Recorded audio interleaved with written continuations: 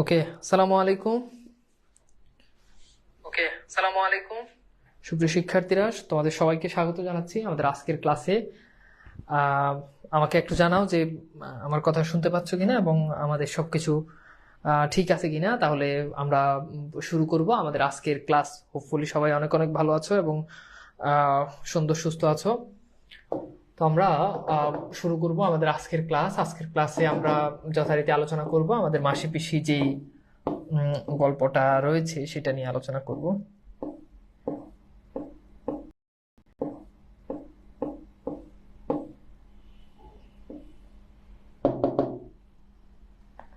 Okay,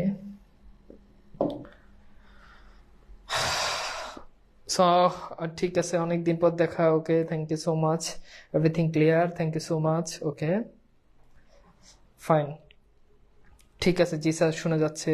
okay, thank you. Okay, very good.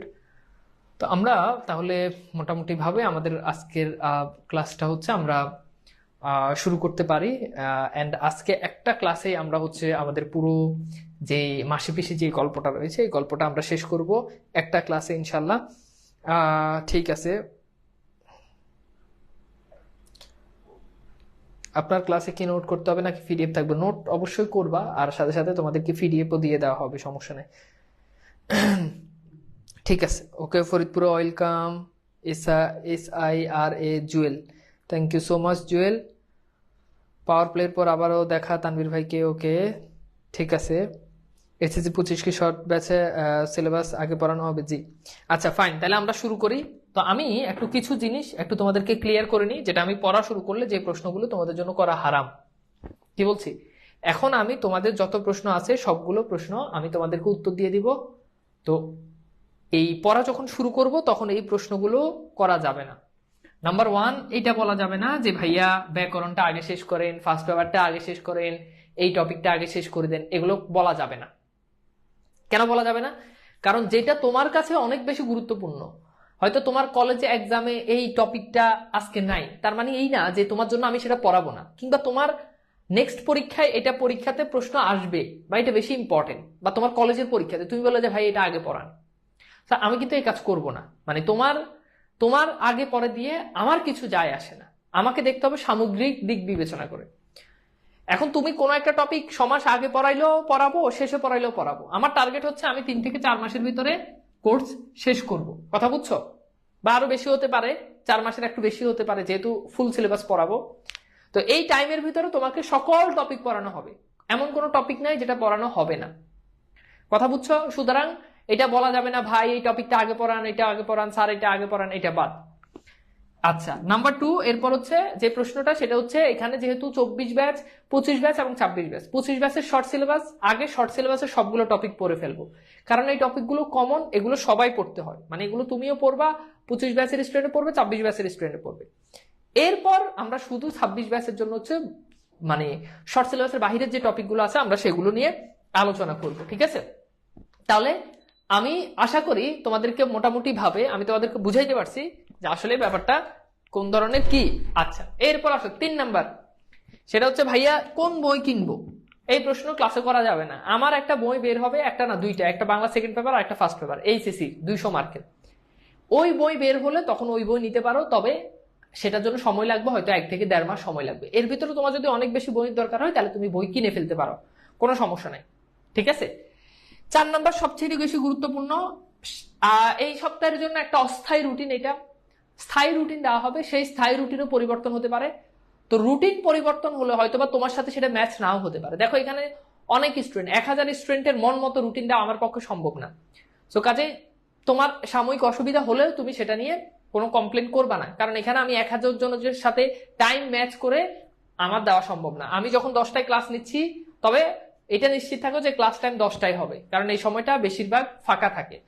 এখন আমি যখন 10টায় ক্লাস নিচ্ছি তখন আমি জানি অনেকের 10টায় ক্লাস আছে, আমি 9টায় নিলে আবার অনেকের 9টায় ক্লাস আছে, আমি সন্ধ্যার পরে নিলে অনেকের সন্ধ্যার পরে ক্লাস আছে। আর দিনে তো আমরা ক্লাস নিই না, কারণ দিনে সবাই ব্যস্ততা থাকে, অনেকে অফলাইনে পড়ে, কলেজ থাকে। তো রাতে যেই টাইমেই নিই, এখানে 1000 মানুষের অনুযায়ী তাকে আমি সার্ভিস, মানে তার সময়, ইউনিক সময় বের করা আমার পক্ষে সম্ভব না, এটা দুনিয়ার কেউ পারবে না।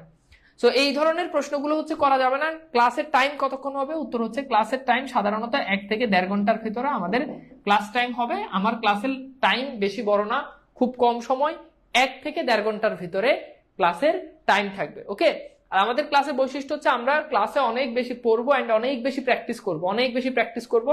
এন্ড আরেকটা বিষয়, যখন আমি ফার্স্ট পেপার পড়াবো তখন আমি পড়ার বাহিরে আরো অনেক কথা বলবো।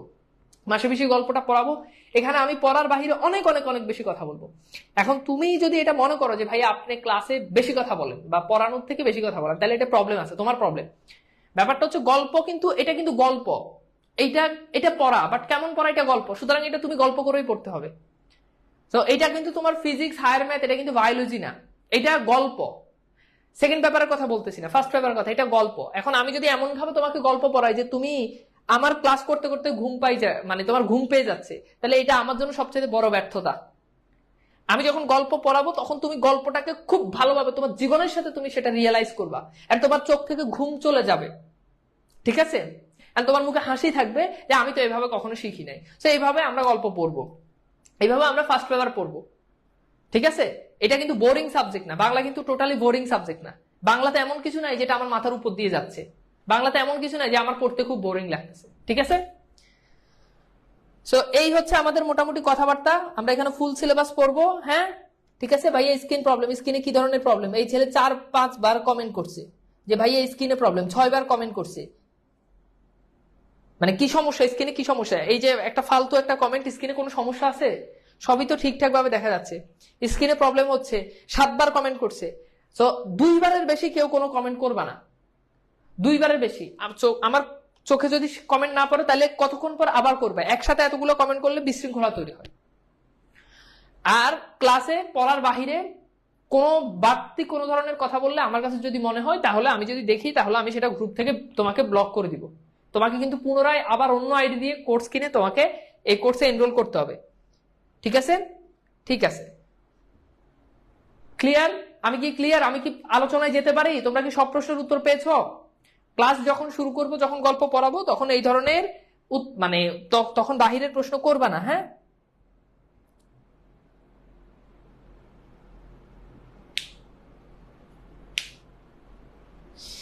ইভিআই বাই টিএমএস 80 2.0, যদি ইভিআই বাই টিএমএস 2.0 তে থাকো তাহলে আমাকে একটু মেসেঞ্জারে নক দিও, আমাকে একটু মেসেঞ্জারে নক দিও, হ্যাঁ?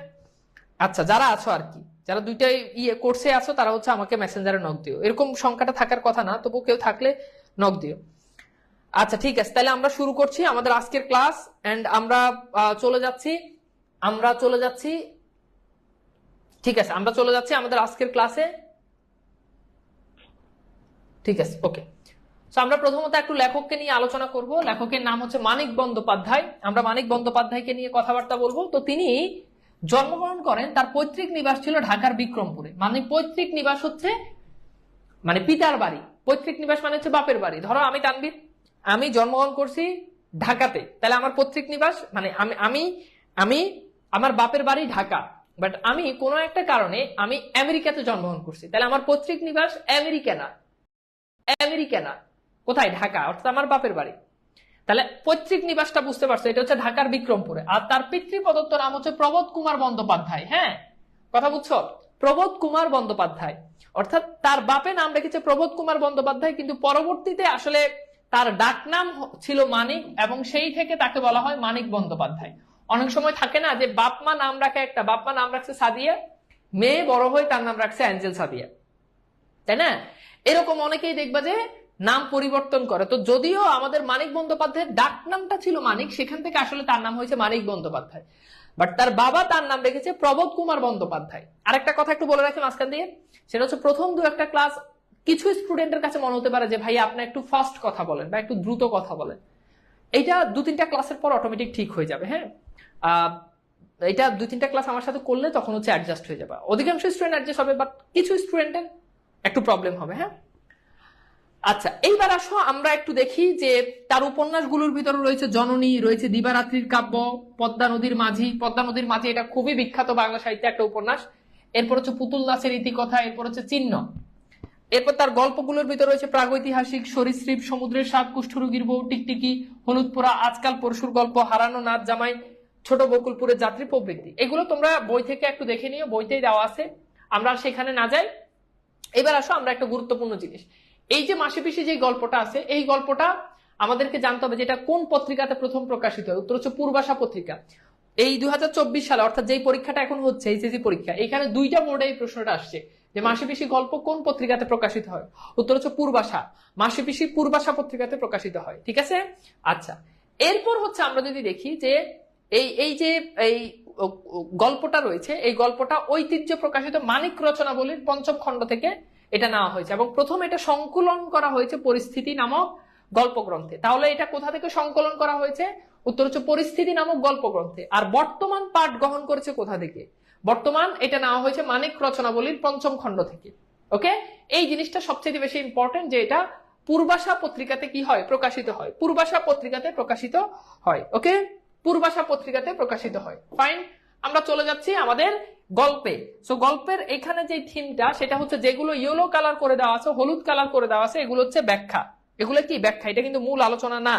যেমন এই যে ভাটা, এই ভাটা বলতে কি বুঝায় এটার ব্যাখ্যা এখানে দেওয়া আছে, তো পড়লে আমি বাকি সব বলে দিব।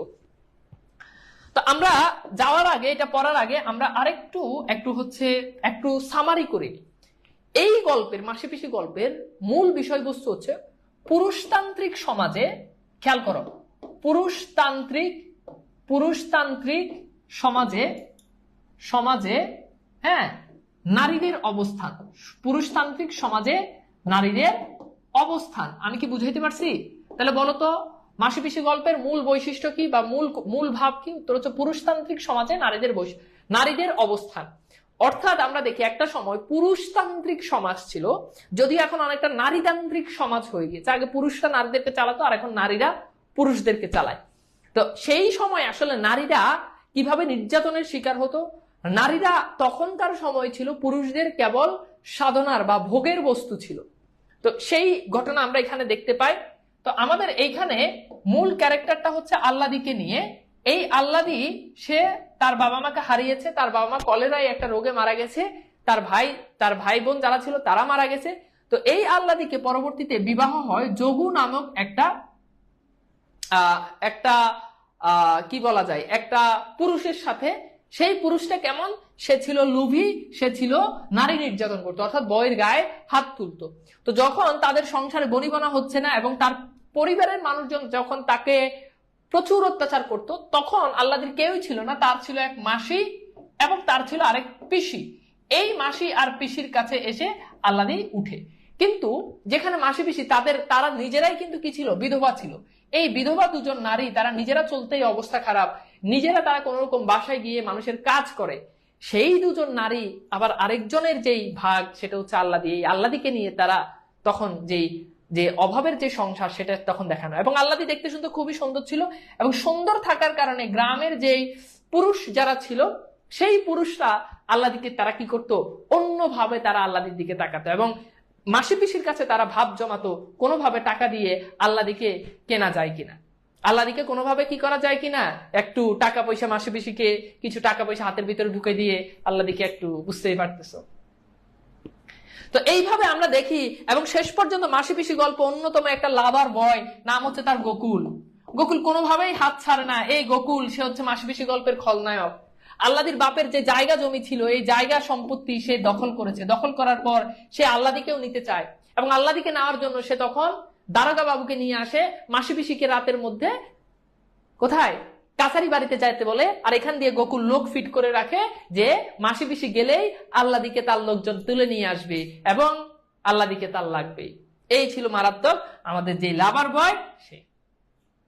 আমরা দেখি যে এখানে আসলে ঘটনা কি হয়েছে। এবার চলে যাচ্ছি আমরা শেষ বেলা খালে। এখন পুরো ভাটা। ভাটা মানে কি?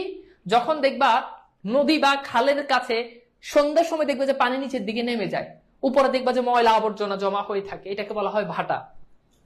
জল নেমে গিয়ে কাদা আর ভাঙা ইট পাটকেল ওজনে ভারী আবর্জনা বেরিয়ে পড়েছে। ওই যে পানি নেমে গেছে আর আবর্জনা দেখা যাচ্ছে। কংক্রিটের পোলের কাছে খালের ধারে লাগানো শালতি। শালতি শব্দে, শালতি মানে হচ্ছে নৌকা, মানে শাল কাঠ দিয়ে তৈরি, এটা শাল গাছের কাঠ দিয়ে তৈরি নৌকা। তাহলে খালের কাছে ধরে লাগানো শালতি, অর্থাৎ দুইটা বড় নৌকা থেকে খড় তোলা হচ্ছে। খড় বলতে কি? ওই যে ধান কাটার পর দেখবা যে অবশিষ্ট যেগুলো থাকে ধান কাটার পর ধান গাছটা যে থাকে এটা গরু খায়, সেটা হচ্ছে খড়। তো সেখান থেকে তারা কি করছে যে খড় তোলা হচ্ছে পারে অর্থাৎ তীরে, পাশাপাশি জোড়া লাগানো দুইটা বড় শালতি বোঝায় আটি বাঁধা খড় তিনজনে মাথায় চড়ে, অর্থাৎ ওই যে খড়গুলো আছে এটা হচ্ছে তোমার কুমিল্লা নোয়াখালীর দিকে এটাকে খ্যার বলে। তিনজনে এগুলো মাথায় করে নিয়ে জমা করছে একটা মস্ত বড় গদায়, অর্থাৎ এই যে এই তিনজনে মাথায় করে এগুলো নিয়ে যাচ্ছে, নিয়ে গিয়ে একটা এরকম স্তূপ, গাদাই শব্দের অর্থ হচ্ছে স্তূপ, এইভাবে তারা কি করতেছে স্তূপ করতেছে। এবং উঠানামার পথে ওরা খড় ফেলে দিয়েছে কাদায়, অর্থাৎ ওই যে খড়গুলো ওগুলো কাদার উপর ফেলে দিয়েছে যাতে করে তারা হাঁটতে পারে। কাদার উপর দেখবো যে হাঁটা যায় না, স্লিপ করে পড়ে যায়, তো যাতে করে হাঁটতে পারে এই জন্য তারা কি করছে এই কাজটা করছে। এরপর দেখো শালতি থেকে ওদের মাথায় খড় তুলে দিচ্ছে দুজন, খুব গুরুত্বপূর্ণ। তাহলে এই যে নৌকা থেকে খড়গুলো তুলে দিচ্ছে দুজন, কয়জন? দুজন। এখন খেয়াল করে দেখো এই দুজন খুব গুরুত্বপূর্ণ, এই দুজন দেখো তো এই দুজনে খড় তুলে দিচ্ছে, কিন্তু ওই যে গদা, এই গদায় খড় নিয়ে যাচ্ছে কতজন বলতো? তাহলে গদাতে খড় নিয়ে যাচ্ছে এই গাদায়, এই যে মানে ওই যে স্তূপ গাদা যেটাকে বলে, এই গাদায় এই খড়গুলো নিয়ে যাচ্ছে তিনজন, খুব গুরুত্বপূর্ণ প্রশ্ন। তাহলে শালতি থেকে নৌকা থেকে খড় তুলে দিচ্ছে দুজন আর নিয়ে যাচ্ছে তিনজন। ওকে, আচ্ছা। এরপর দেখো এখানে একজন ক্যারেক্টার, সেটা হচ্ছে এই দুজন কে? একজন হচ্ছে রহমান আর একজন হচ্ছে কৈলেশ, অর্থাৎ কৈলেশ আর রহমান এরা দুজন তুলে দিচ্ছে। এরপর দেখো একজনের বয়স হয়েছে, এই বয়স কার হয়েছে? সেটা হচ্ছে রহমানের হয়েছে। আট পাকা চুল, রোগা শরীর, অন্যজনকে কৈলেশ, মাঝ বয়সী, বেটে, জোয়ান, মাথায় ঠাসা কদম ছাটা, অর্থাৎ একেবারে মানে চুল নাই এমন। এরপর হচ্ছে কি রুক্ষ চুল। এইবার দেখো আমরা এখান থেকে একটা প্রশ্ন সলভ করি। তো প্রশ্নটা হচ্ছে শালতি থেকে ওদের মাথায় খড় তুলে দিচ্ছে কতজন? প্রশ্নটা সলভ করো দ্রুত। একটু তোমরা যারা ক্লাসে যারা যুক্ত হবা তারা অবশ্যই এই এমসিকিউ গুলো সলভ করবা। ক্লাসে অনেক এমসিকিউ আমি ক্লাসে সলভ করে দিই, সো কোনো প্যারা নাই, যা পড়াবো তা থেকে পরীক্ষাতে প্রশ্ন আসবে। আর ছোট্ট করে আরেকটা কথা বলে রাখি, যারা এই যে আজকে প্রথম ক্লাস অনেকেই আমি জানি লাইভে যুক্ত হবা, পর থেকে আস্তে আস্তে তারা হারিয়ে যাবা, তো দয়া করে তারাই আসলে মানে ভালো করতে পারবা যারা শুরু থেকে শেষ পর্যন্ত সবগুলো ক্লাস লাইভে করতে পারবা। সো দয়া করে লাইভে ক্লাস করবা, এটাই তোমাদের প্রতি আমার রিকোয়েস্ট। লাইভে ক্লাস না করলে আসলে ক্লাস করার কোনো মূল্য নাই। আচ্ছা ফাইন। তো এখন বলছে যে শালতি থেকে ওদের মাথায় খড় তুলে দিচ্ছে কতজন? খেয়াল করো, শালতি থেকে ওদের মাথায় খড় তুলে দিচ্ছে কতজন? শালতি থেকে ওদের মাথায় খড় তুলে দিচ্ছে কতজন? উত্তর হচ্ছে কতজন? ভেরি গুড, উত্তর হচ্ছে দুইজন।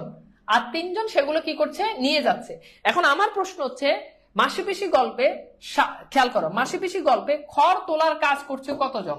খড় তোলার কাজে নিয়োজিত ছিল মোট কতজন? অর্থাৎ খড় তোলার কাজের সঙ্গে নিয়োজিত ছিল কতজন? তাহলে বলো এই প্রশ্নের উত্তর কি হবে? দেখো একটা আইকিউ খাটাও।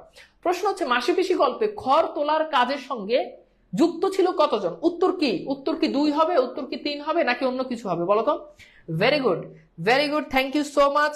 নাফিজা অন্তু বলেছে 5 জন। ভেরি গুড, তাহলে 2 জন তুলে দিচ্ছে, 3 জন নিয়ে যাচ্ছে, তাহলে উত্তর হচ্ছে 5 জন। বুঝছো? ওকে, সো এইগুলো হচ্ছে প্রশ্ন, এইভাবে আমাদেরকে আসলে পড়তে হবে, প্রত্যেকটা জিনিস খুঁটিনাটি সহ পড়তে হবে। আচ্ছা দেখো, পুলের তলা দিয়ে ভাটার টান ঠেলে এগিয়ে এলো সরু লম্বা আরেকটা শালতি, অর্থাৎ পোলের কাছ দিয়ে সেখানে আরেকটা লম্বা নৌকা এসেছে। দুহাত চৌড়া হয়নি, না হয় দু মাথায় দাঁড়িয়ে দুজন পৌরা বিধবা লগি ঠেলছে মানে কি? অর্থাৎ এই যে এটা হচ্ছে নৌকা, এই নৌকার 2 মাথায় দুজন, তারা লগি মানে হচ্ছে যেটা দিয়ে বায়, মানে নৌকা বায়, একটা বাঁশের একটা ইয়ে থাকে ওটা দিয়ে নৌকা বায়, ওটাকে বলা হয় লগি। একটা বাঁশের একটা ইয়ে থাকে ওটা দিয়ে নৌকা বায়, ওটাকে বলা হয় লগি। ওটাকে কি বলে? লগি। তো তারা লগি ঠেলতেছে এটা দিয়ে। ময়লা মোটা থানের আঁচল দুজনেরই কোমরে বাঁধা, অর্থাৎ দুজনের কোমরে ময়লা একটা কাপড় বাঁধা আর কি, সেটা বলেছে। মাঝখানে গুটিসুটি হয়ে বসে আছে অল্প বয়সী এক বউ। এই অল্প বয়সী বউ হচ্ছে আল্লাদি। তাহলে পরীক্ষাতে প্রশ্ন আসে মাসিপিসি গল্পে কাকে অল্প বয়সী বউ বলা হয়েছে? কাকে অল্প বয়সী বউ বলা হয়েছে? উত্তর হচ্ছে কাকে বলতো? মাসিপিসিকে। ওকে, এরপর দেখো গায়ে জামা আছে নকশা পাড়ের সস্তা সাদা শাড়ি। তাহলে মাসিপিসির পরনে কোন ধরনের কাপড় ছিল? যদি পরীক্ষাতে প্রশ্ন আসে উত্তর কি হবে বলতো? নকশা পাড়ের সস্তা সাদা শাড়ি। নকশা পাড়ের সস্তা সাদা শাড়ি। কি রঙের শাড়ি? সাদা শাড়ি। ওকে, আচ্ছা এরপর হচ্ছে খেয়াল করো, আমি আমার কলেজে একবার আমি এই প্রশ্ন দিয়েছিলাম যে কোন রঙের শাড়ি, তো প্রথমেই আমি দিছি যে গোলাপি। এখন গোলাপি দেখে সবাই গোলাপি উত্তর করছে, যে মেয়ে মানুষ পরাই মনে হয় গোলাপি, বাট গোলাপি না, উত্তর হচ্ছে কি বলো? সাদা।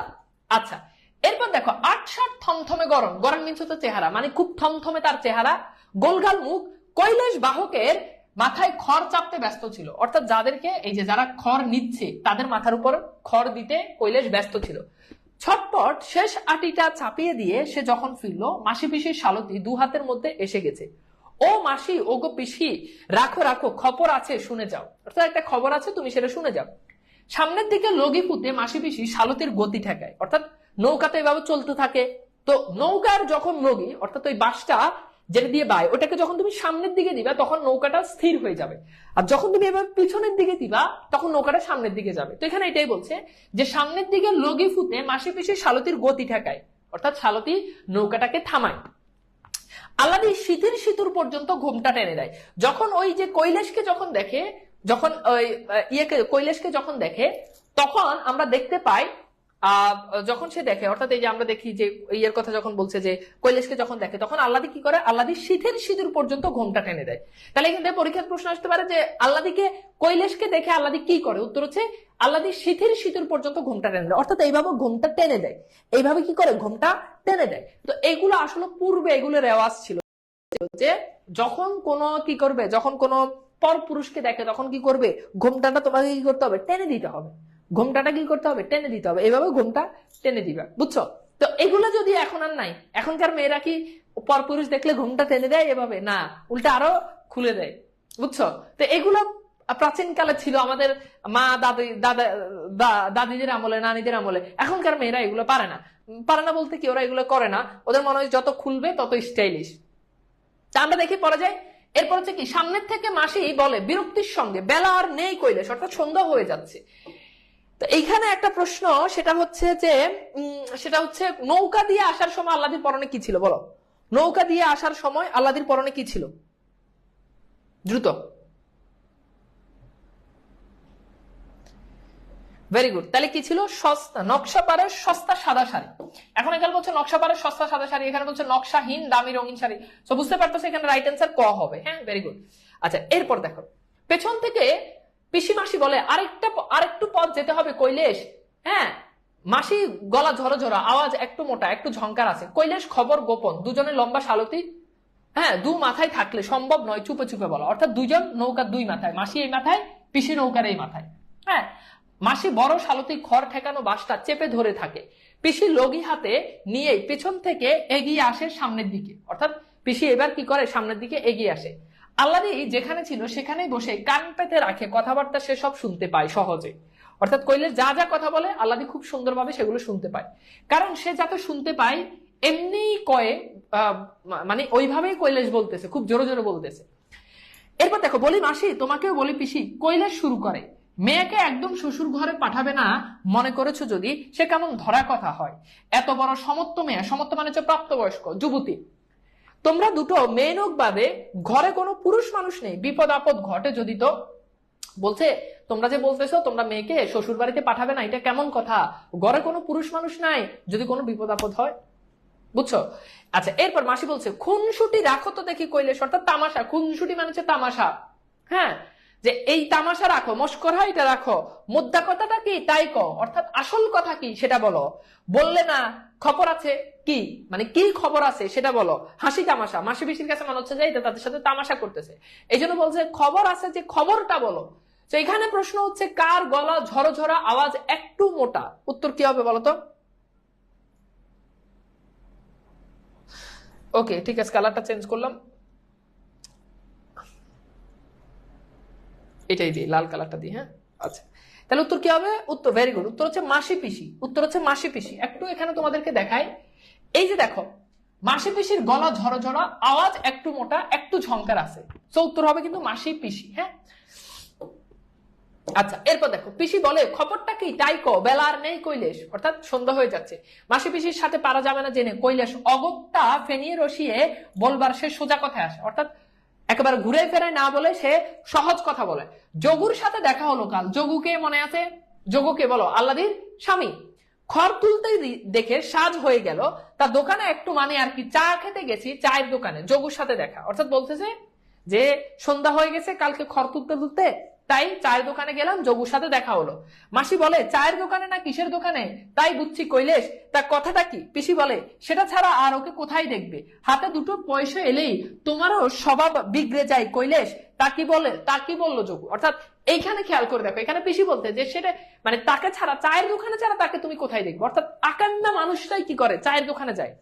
এইটা বলছে আর কি, চায়ের দোকানে ছাড়া তাকে আর কি করবে, কোথায় দেখবে? তার কোনো কাজ কাম নাই। হাতে দুইটা পয়সা এলে তোমার স্বভাব বিগড়ে যায়। অর্থাৎ বলছে যখন তোমার হাতেও কিছু টাকা আসে তখন তোমার স্বভাব বিগড়ে যায়। অর্থাৎ এইখানে পিসি বুঝাতে চাচ্ছে যে পুরুষ মানুষের যখন হাতে টাকা আসে তখন তাদের স্বভাব পাল্টে যায়, বুঝছো? মানে তোমার হাতে যখন টাকা নাই তখন তুমি ঘরের ভিতরে বসে থাকবা, আর হাতে যখনই টাকা আসবে তখন তুমি বন্ধু বান্ধবরা কি করবা, ডাক দিয়ে, বন্ধু চল টাকা আছে আজকে দুইটা টান দিই, তাই না? সেটাই বলছে যে এখানে তাকে খোঁচা মেরে বলছে যে কি করে, মানে টাকা এলে কি করে তোমার স্বভাব পাল্টে যায়। তা কি বললো যোগু? এরপর বলছে যে যোগু কি বললো, কৈলাস ফাফরে পড়ে আর চোখে চায় আল্লাদির দিকে। অর্থাৎ সে খুব মানে বিপদে পড়ে আল্লাদির দিকে চায়। হঠাৎ বেমক্কা জোরের সঙ্গে প্রতিবাদ করে, তা নয়, পোলের কাছে চায়ের দোকান।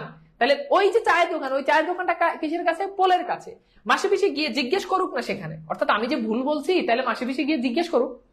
তারপরে জোর হারিয়ে বলো, ওসব এরকম ছেড়ে দিয়েছে যোগু। অর্থাৎ ওসব বলতে কি, বোতল খাওয়া। অর্থাৎ যোগু এখন আর বোতল খায় না, আগে খেত, এখন সে কি করছে, বোতল খাওয়া ছেড়ে দিছে। এরপর বলছে, লোকটা কেমন বদলে গেছে মাসি, সত্যি কথা পিসি, যোগু আর সেই যোগু নেই। অর্থাৎ যোগু এখন আর তার বোতলের আসক্তি নাই, যোগু এখন অনেক ভালো মানুষ হয়ে গেছে, সাত সাত ফেরেশতা আছে না? তোমরা ছেলেরা এই কাজগুলো করো, তাই না? আরেক বন্ধুর কাছে, তোমার বন্ধুর কাছে আরেকটা মেয়ের কাছে গিয়ে সাফাই গাও যে ও তো আগে এইসব করতো, আগে আড্ডাবাজি করতো, সিগারেট খেতো, কিন্তু ও তো এখন অনেক পাল্টে গেছে। ট্রাস্ট মি, যে সে এখন অনেক পাল্টে গেছে, ও তো এখন এগুলোর ধারে কাছেই নাই। তো তুমি ওকে বিশ্বাস করতে পারো। তো এইখানে যোগু সেইটাই কি করতেছে, কৈলাস যোগুর পক্ষই সেই দালালিটাই করতেছে। আচ্ছা, এরপর দেখো, যোগু আর সেই যোগু নেই, বউকে নিতে চায় এখন। আর কত বউ ছাড়া আর কত থাকবে, এখন সে কি করতে চায়, নিতে চায়। তোমরা নাকি পণ করেছো মেয়া পাঠাবে না, অর্থাৎ তোমরা নাকি প্রতিজ্ঞা করেছো যে তোমরা মেয়েকে পাঠাবে না। তাকেই চটে আছে, সম্মান তো আছে একটা মানুষের, দেখছো? মানে সে হয়তো গাঁজা খায়, বোতল খায়, কিন্তু তার তো একটা সম্মান আছে। এতবার সে নিতে চাইলো বউ, আর তোমরা বউকে পাঠালে না। আচ্ছা, এরপর দেখো, কবার নিতে এলো, মেয়া দিলে না। মেয়া মানে হচ্ছে মেয়ে, তাই তো নিতে আসে না। আর আমি বলি কি, নিজেরা যেছে এবার পাঠিয়ে দাও মেয়েকে। যেছে মানে হচ্ছে নিজ উদ্যোগে, নিজ থেকে, যে আর কৈলাসের অপেক্ষা করা লাগবে না, তোমরা এবার নিজ থেকে কৈলাসের কাছে কি করো, মেয়েকে তোমরা পাঠিয়ে দাও। ওকে, দেখছো কি সুন্দর বুদ্ধি দিতেছে। এরপর দেখো, মাসি পিসি গল্পে চায়ের দোকান কোথায় অবস্থিত বলো? খুব গুরুত্বপূর্ণ একটা প্রশ্ন, বলো।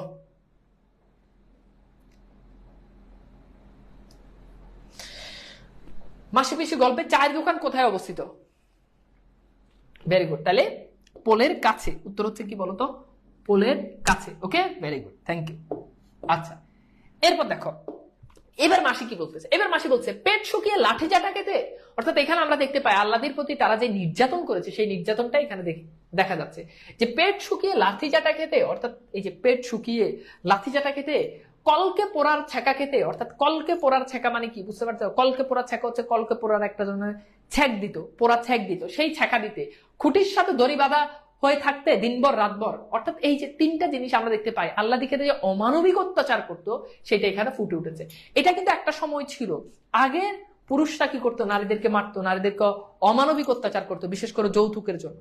হ্যাঁ, তো নারীদেরকে মারতো, চুলের মুঠি ধরে মারতো, তারপর হচ্ছে কি করতো, মানে যেভাবে নির্যাতন করা যায় করতো। কিন্তু সময় পাল্টে যায়, একটা কথা আছে না, সময় পাল্টে যায়। সময় পাল্টে গেছে, এখন নারীরা আর পুরুষদেরকে, জামাই আর বউকে নির্যাতন করা লাগে না। এখন বউয়ের নির্যাতনে হাজার হাজার পুরুষ, আজকে আর পুরুষ নাই, পৌরুষ যেই তেজ সেটা হারিয়ে গেছে, বউয়ের কাছে নির্যাতনের শিকার। দেশে নারী নির্যাতন আছে, কিন্তু দেশে পুরুষ নির্যাতন নাই। থাকলে প্রত্যেকটা থানা, প্রত্যেকটা জেলায় জেলায়, প্রত্যেকটা থানায় থানায়, ডিবি অফিসে হাজার হাজার পুরুষ ডেলি লক্ষ লক্ষ পুরুষ নির্যাতনের মামলা করত। নাই এখন। আমরা আশা করি যে এবার কিছু একটা হবে, স্বাধীন দেশে এমন একটা সুযোগ চালু হবে। তো এরপর দেখো, খেয়াল করে দেখো, পিসি বলে, মেয়ে না পাঠাই, জামাই এলে রাখিনি, জামাই আদরে তাকে, অর্থাৎ জামাই এলে আমরা তো তাকে আদর করেছি, ছাগলটা বেঁচে খাওয়াইনি। অর্থাৎ জামাইকে আপ্যায়ন করার জন্য ছাগলটা পর্যন্ত বিক্রি করে দিছি। ভালো মন্দ 10টা জিনিস মাসি বলে ফের আসুক, আদরে রাখবো, যতদিন থাকে, বজ্জাত হোক, খুনে হোক, জামাই তো, অর্থাৎ যাই হোক, বজ্জাত হোক, খারাপ হোক, কিন্তু জামাই তো। এই জায়গাতে আমরা দেখতে পাই একটা প্রথা অনুগত্য প্রকাশ পেয়েছে। সেটা কেমন? যে জামাই যত খারাপই হোক, বজ্জাত হোক, খুনে হোক, কিন্তু জামাই তো জামাই। এই লাইনটা খুব ইম্পর্টেন্ট মেয়েরা, শুনো। জামাই খারাপ হলেও সে জামাই, জামাই খারাপ হলেও সে কিন্তু জামাই, এটা মাথায় রাখতে হবে। এখন জামাই খারাপ দেখে জামাইকে ভালো পথে আনতে হবে, কিন্তু জামাই খারাপ দেখে জামাইয়ের লগে যদি আরো খারাপ কাজ করতে যাও, তাহলে সংসারে শান্তি আসবে না। আচ্ছা, এরপর দেখো, গড়ে এলে খাতির না করবো কেন, মেয়ে না, তবে মেয়ে পাঠাবো না, অর্থাৎ মেয়েকে পাঠাবো না। বুড়ো রহমান একা খড় চাপিয়ে বাহকের মাথায় চুপচাপ শুনে যায় এদের কথা। হ্যাঁ, ছলো ছলো চোখে একবার তাকায় আল্লাদির দিকে, অর্থাৎ বুড়ো রহমান আল্লাদির দিকে তাকাচ্ছে। কেন তাকাচ্ছে? তার মেয়েটা শ্বশুর বাড়িতে মরেছে অল্প কদিন আগে। বুড়ো রহমানের একটা মেয়ে ছিল, সেও শ্বশুর বাড়িতে মারা গেছে। দেখছো তৎকালীন সময় এগুলো যে কত বেশি হতো, সেটা এখানে তোমরা দেখতে পাচ্ছ। কিছুতে যেতে চায়নি মেয়েটা, ধাপাধাপি করে কেঁদেছে যাওয়া ঠেকাতে। ছোট অবুঝ মেয়ে, তার ভালোর জন্যই তাকে জোর জবরদস্তি করে পাঠিয়ে দেওয়া হয়েছিল। আল্লাদির সঙ্গে তার চেহারার কোনো মিল নেই, অর্থাৎ ওই যে তার মেয়েকে, বুড়ো রহমানের মেয়েকে, তাকে খুব জোর করে স্বামীর বাড়িতে পাঠানো হয়েছে। পরবর্তীতে স্বামীদের নির্যাতনে সে মেয়েটা মারা যায়। আচ্ছা, এরপর দেখো কি বিক্রি করে মাসি পিসি যোগুকে ভালো মন্দ 10টা জিনিস খাওয়াইছে। বলতো কি বিক্রি করে মাসি পিসি যোগুকে ভালো মন্দ 10টা জিনিস খাইয়েছে, বলো।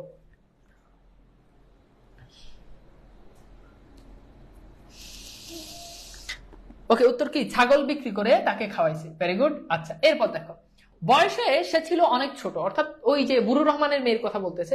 চেহারা ছিল অনেক বেশি রোগা, তবু আল্লাদির ফ্যাকাশে মুখে তারই মুখের ছাপ দেখতে পায় রহমান, অর্থাৎ বুড়ো রহমান তার আল্লাদিকে দেখে তার মেয়ের কথা মনে পড়তেছে। ঘরের আটি তুলে দেবার ফাঁকে ফাঁকে যখনই সে তাকায় আল্লাদির দিকে, কৈলাস বলে, তবে আসল কথা বলি, যোগু মুখে বললো, মানে যোগু আমাকে বলেছে এবার সে মামলা করবে বউ নেবার জন্য। তার বউকে সে নিবে, তোমরা দিচ্ছ না, এই জন্য সে মামলা করবে।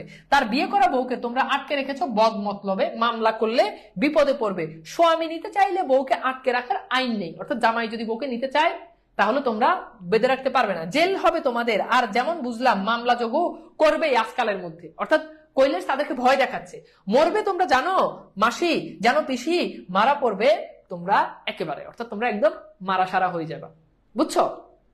যে যদি মামলা করে তাহলে তোমাদের অবস্থা খারাপ হয়ে যাবে, তোমরা জেলে যাবা। তো এইখানে আমরা একটা প্রশ্ন দেখি যে যোগু কিসের জন্য মামলা করবে বলে কৈলাসের কাছে জানিয়েছে। যোগু কিসের জন্য মামলা করবে বলে কৈলাসের কাছে জানিয়েছে? সম্পত্তি দেওয়ার জন্য, বউ নেওয়ার জন্য, তারপর কি মাসি পিসির অন্যায় দখলদারিত্ব অবসানের জন্য, জায়গা জমির জন্য? খুবই গুরুত্বপূর্ণ একটা প্রশ্ন। তাহলে উত্তর কি বলতো? উত্তর হচ্ছে বউ নেওয়ার জন্য, অর্থাৎ খ হচ্ছে আমাদের রাইট অ্যান্সার। Very good. আচ্ছা, এরপর খেয়াল কর, এবার বলছে আল্লাদি একটা শব্দ করো অস্ফুট আর্তনাদের মতো, মানে আল্লাদি একটু ভয় পায়।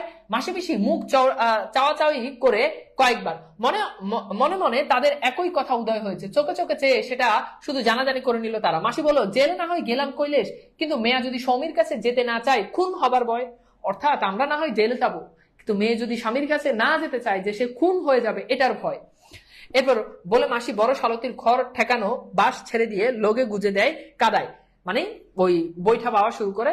হ্যাঁ, তারপর পিসি তরতর করে পেছনে গিয়ে লগি কাদায় গুজে হেলে পড়ে, শরীরের ভরে সরু লম্বা শালতিটাকে এগিয়ে দেয় ভাটার টানের বিপক্ষে। হ্যাঁ, বেলা একরকম নেই, ছায়া নেমেছে চারদিকে, অর্থাৎ চারদিকে সন্ধ্যা হয়ে গেছে। শকুনটা উড়ে এসে বসেছে পাতা শূন্য শুকনো গাছের গাছটায়, অর্থাৎ একটা পাতা শূন্য শূন্য গাছে এসে শকুন উড়ে বসেছে। একটা শকুন উড়ে গেল, এই আশ্রয় ছেড়ে অল্প দূরে আরেকটা গাছের দিকে ঢাল ছেড়ে উঠতে আর নতুন ঢালে গিয়ে বসতে কি তার পাখা চাপটানি, অর্থাৎ একটা শকুন পাখা চাপটাচ্ছে, সেটার কথা বলেছে। মায়ের বোন পিসি আর বাপের বোন, মায়ের বোন মাসি আর বাপের বোন পিসি ছাড়া বাপের ঘরে আর কেউ নেই আল্লাদি। তাহলে আল্লাদির দুজন মানুষ আছে, একজন মাসি আর একজন পিসি, তাছাড়া আর কেউ নেই।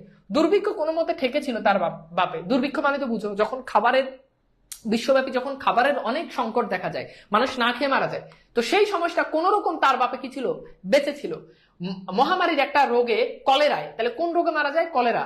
সে তার বউ আর ছেলে শেষ হয়ে গেল, অর্থাৎ কলেরায় আল্লাদির মা, তারপর হচ্ছে কি আল্লাদির ভাই, তারা কি হয়ে গেল, মারা গেল। মাসি পিসি তার আশ্রয় মাথা গুজে আছে অনেকদিন, অর্থাৎ আল্লাদির বাপের কাছে মাসি পিসি অনেকদিন ছিল, দূর ছায় সয়ে আর কুড়িয়ে পেতে খেয়ে নিরাশ্রয় বিধবারা যেমন থাকে, অর্থাৎ মোটামুটি খেয়ে পরে তারা বেঁচে ছিল।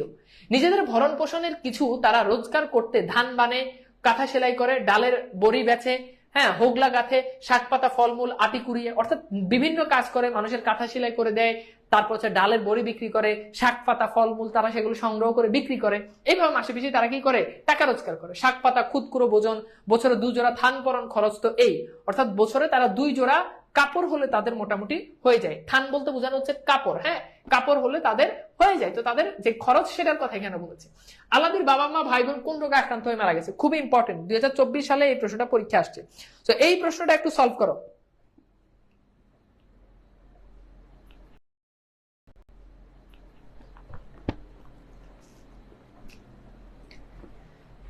দ্রুত এই প্রশ্নটা সলভ করো। উত্তর কি বলো তো?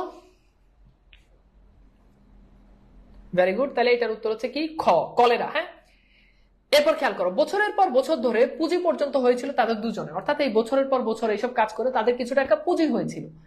রূপর টাকায় আধুলি শিখি, রূপর টাকায় আধুলি শিখি, এটা দ্বারা কি বোঝানো হচ্ছে? যে 2টি আধুলিতে 1 টাকা, মানে 2টা আধুলি 1 টাকা, আর 1 সিকিতে 25 পয়সা, আর 4 সিকিতে হচ্ছে 1 টাকা, অর্থাৎ 4 আনায় 1 টাকা বলে না এইটা। তো এই জন্য এখানে খুব সামান্য টাকার কথা বুঝাতে বলছে যে রূপর টাকায় আধুলি শিখি। তাহলে শিখি মানে তো বুঝতে পারতেছো যে 1 সিকিতে 25 পয়সা, 1 সিকিতে কত পয়সা? 25 পয়সা। হ্যাঁ, আচ্ছা, আর 4 সিকিতে হচ্ছে 1 টাকা। তো এরপর দেখো, দুর্ভিক্ষের সময়টা বাঁচবার জন্য তাদের লড়তে হয় সাংঘাতিক ভাবে। আল্লাদির বাপ তাদের থাকাটা শুধু বরাদ্দ করে মানে খাওয়াটা ছাঁটাই করে দিয়েছেন একেবারে পুরোপুরি, অর্থাৎ আল্লাদির বাপে শুধু মাসি পিসিকে থাকার জন্য একটা জায়গা দিয়েছে দুর্ভিক্ষের সময়, কিন্তু খাওয়ার জন্য কিছু দেয় নাই, কারণ নিজেরাই তখন খেতে পারে না, দুর্ভিক্ষ। আচ্ছা, এরপর দেখো, তারও তখন বিষম অবস্থা নিতে পারছে না, অর্থাৎ আল্লাদির বাপের অবস্থা। তারপর যোগুর লাথি চোটে মর্মর মেয়ে এসে হাজির, অর্থাৎ তার উপর ওই যে তার মেয়ে এসে তাদের ঘরে উঠেছে। সে কোন দিক সামলাবে? মাসি পিসি সেবার যত্নে আল্লাদি অবশ্য সেবার বেঁচে গিয়েছিল, অর্থাৎ সেই দুর্ভিক্ষের সময় মাসি পিসি আল্লাদিকে অনেক সেবা করে, এবং আল্লাদি তখন কি হয়েছে? বেঁচে গিয়েছিল। তার বাপ মাও সেটা স্বীকার করেছে, অর্থাৎ আল্লাদির বাপ মাও সেটা স্বীকার করেছে।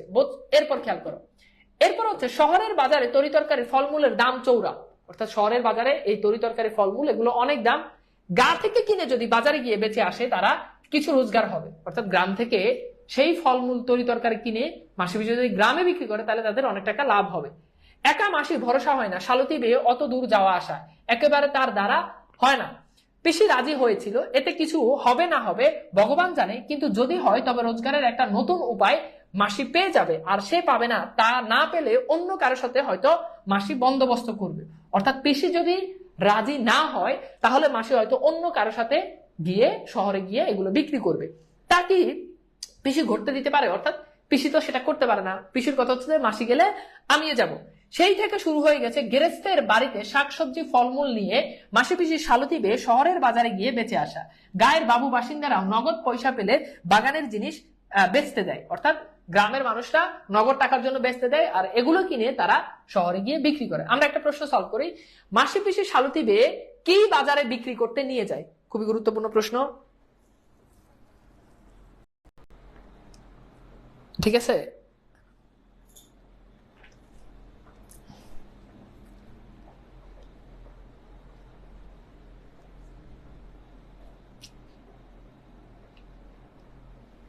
তাহলে উত্তর কি বলতো?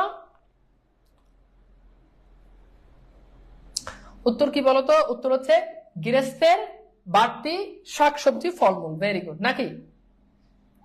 ওকে ওকে, ঠিক আছে। আচ্ছা, এরপর খেয়াল করো, এরপর হচ্ছে মাসি পিসির ভাব ছিল আগেও, অর্থাৎ তাদের দুজন ভাব মানে হচ্ছে মিল।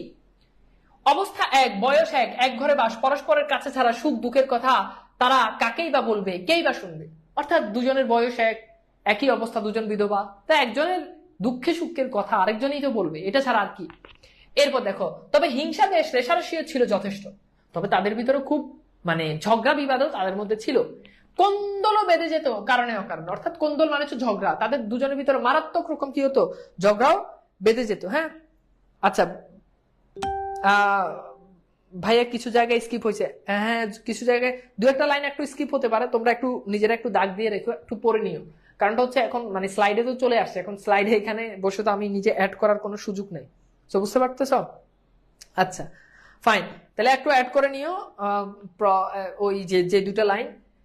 এরপর দেখো, পিসি এবারই মেয়ে, তার তার বাপের বাড়ি, অর্থাৎ পিসি, পিসি তো বুঝোই ফুফু, তার তো বাপের বাড়ি। আর মাসি উড়ে এসে জুড়ে বসেছে এখানে, মাসি তার বোনের জামাইয়ের বাড়িতে এসে উঠেছে, তাই মাসির উপর পিসির একটা অবজ্ঞা ভাবও ছিল। অর্থাৎ পিসির ভাব মানে মাসির সাথে একটু ভাব ধরতো যে তুই তো তোর বোনের জামাইয়ের বাড়িতে এসে উঠছস আর আমি তো আমার নিজের বাপের বাড়িতে আছি। এই নিয়ে পিসির অহংকার আর খোঁচাই সবচেয়ে অসহ্য লাগতো মাসির।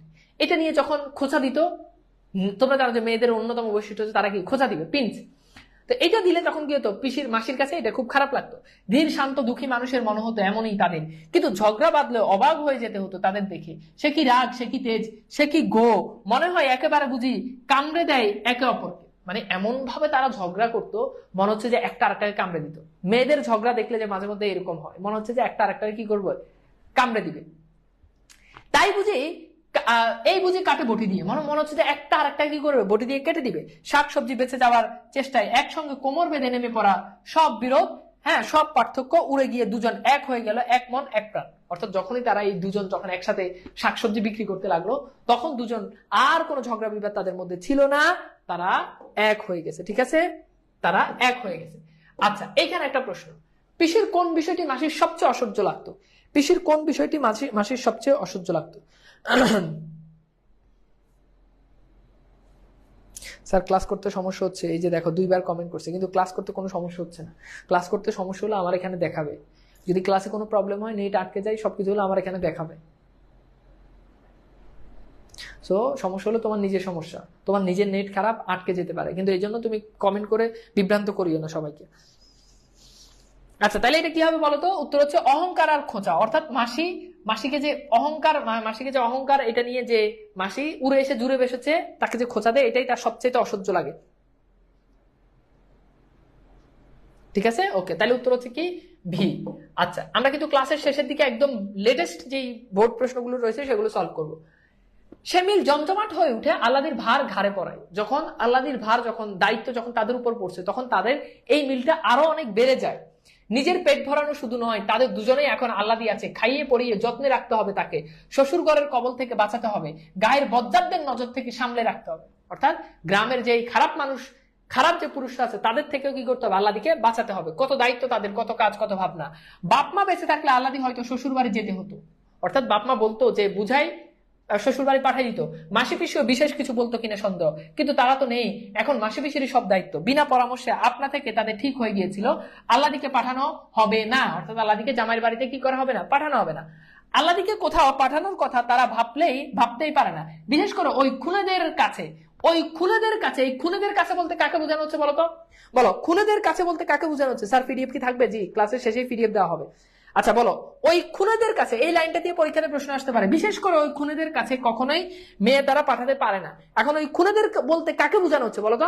খুনেদের বলতে বোঝানো হচ্ছে যোগু বা যোগুর পরিবারের মানুষদেরকে। ওকে, যাবার কথা ভাবলেই মেয়ে একেবারে আতঙ্কে ফাঁসুটে হয়ে যায়। মানে ফাঁসুটে মিনে হচ্ছে একেবারে ফ্যাকাশ হয়ে যায়, বিবর্ণ হয়ে যায়, মলিন হয়ে যায়, হ্যাঁ এরকম হয়ে যায়। ওকে, অর্থাৎ আল্লাহ দিয়ে সেটা ভাবতে পারে না।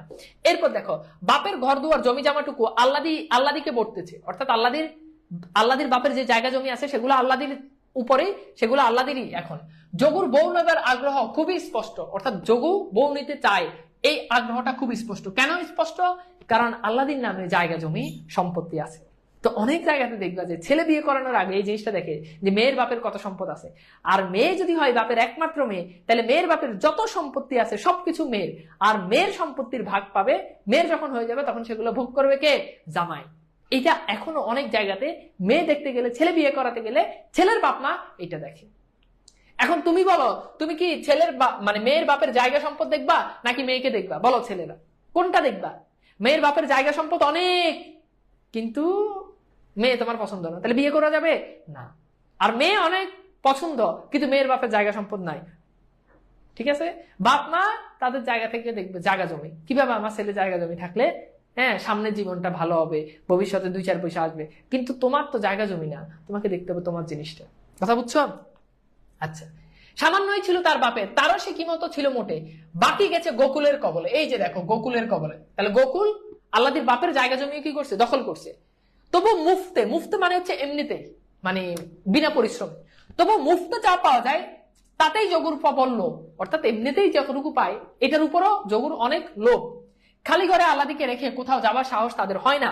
দুজনে মিলে যতদিন যদি যেতে হয় কোথাও, আল্লাদিকে তারা সঙ্গে নিয়ে যায়। মাসি বলে, ডরেস নি আল্লাদি, ভাওতা দিয়ে আমাদের দমাবার ফিকির সব। অর্থাৎ ভাওতা মানে হচ্ছে আমাদেরকে ভয় দেখিয়ে, আমাদেরকে আতঙ্ক, ওই যে কৈলাস যে বললো মামলা করবে, এইসব কথা বলে আমাদেরকে দমাবার, অর্থাৎ আমাদেরকে থামিয়ে দেওয়ার জন্য, আমাদেরকে ভয় দেখানোর জন্য এগুলো করতেছে।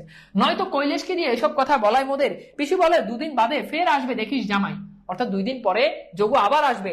তখন শুধলালে, কই না, আমি তো ওসব কথা বলিনি কৈলাসকে। তখন মানে তখন সে বলবে, কই না, আমি তো কৈলাসকে এই সমস্ত কথা একেবারেই বলিনি, বুঝছো? আচ্ছা, এরপর খেয়াল করো, আমরা একটা প্রশ্ন সলভ করি। এখানে হচ্ছে আল্লাদির বাবার বেশিরভাগ সম্পত্তি কার দখলে গেছে? খুবই গুরুত্বপূর্ণ, এগুলো ভার্সিটি অ্যাডমিশনের পরীক্ষাতে প্রশ্ন আসবে। বিয়ে করতাম না ভাই, মেয়েরও লোভ নাই, সম্পদেরও নাই। আচ্ছা, তাহলে সন্ন্যাসী জীবন গ্রহণ করো। যারা বলে যে আমি জীবনে বিয়ে করবো না, তাহলে খোঁজ নিয়ে দেখা যায় ওরা 3-4টা লোকে প্রেম করে, 2-3টা বিয়ে অলরেডি হয়ে গেছে। আমি আমার লাইফে এমন অনেক দেখেছি। যে আমার এক মানে খুব কাছের বড় ভাই ছিল, তো বয়স 34 বছর, বললাম ভাই বিয়ে একটা করেন, সে বিয়ে করবেই না। পরে গিয়ে খোঁজ নিয়ে দেখা যায় যে তার 2টা বিয়ে, একটা মানিকগঞ্জে সে বিয়ে করছে, আর একটা বিয়ে লক্ষ্মীপুর।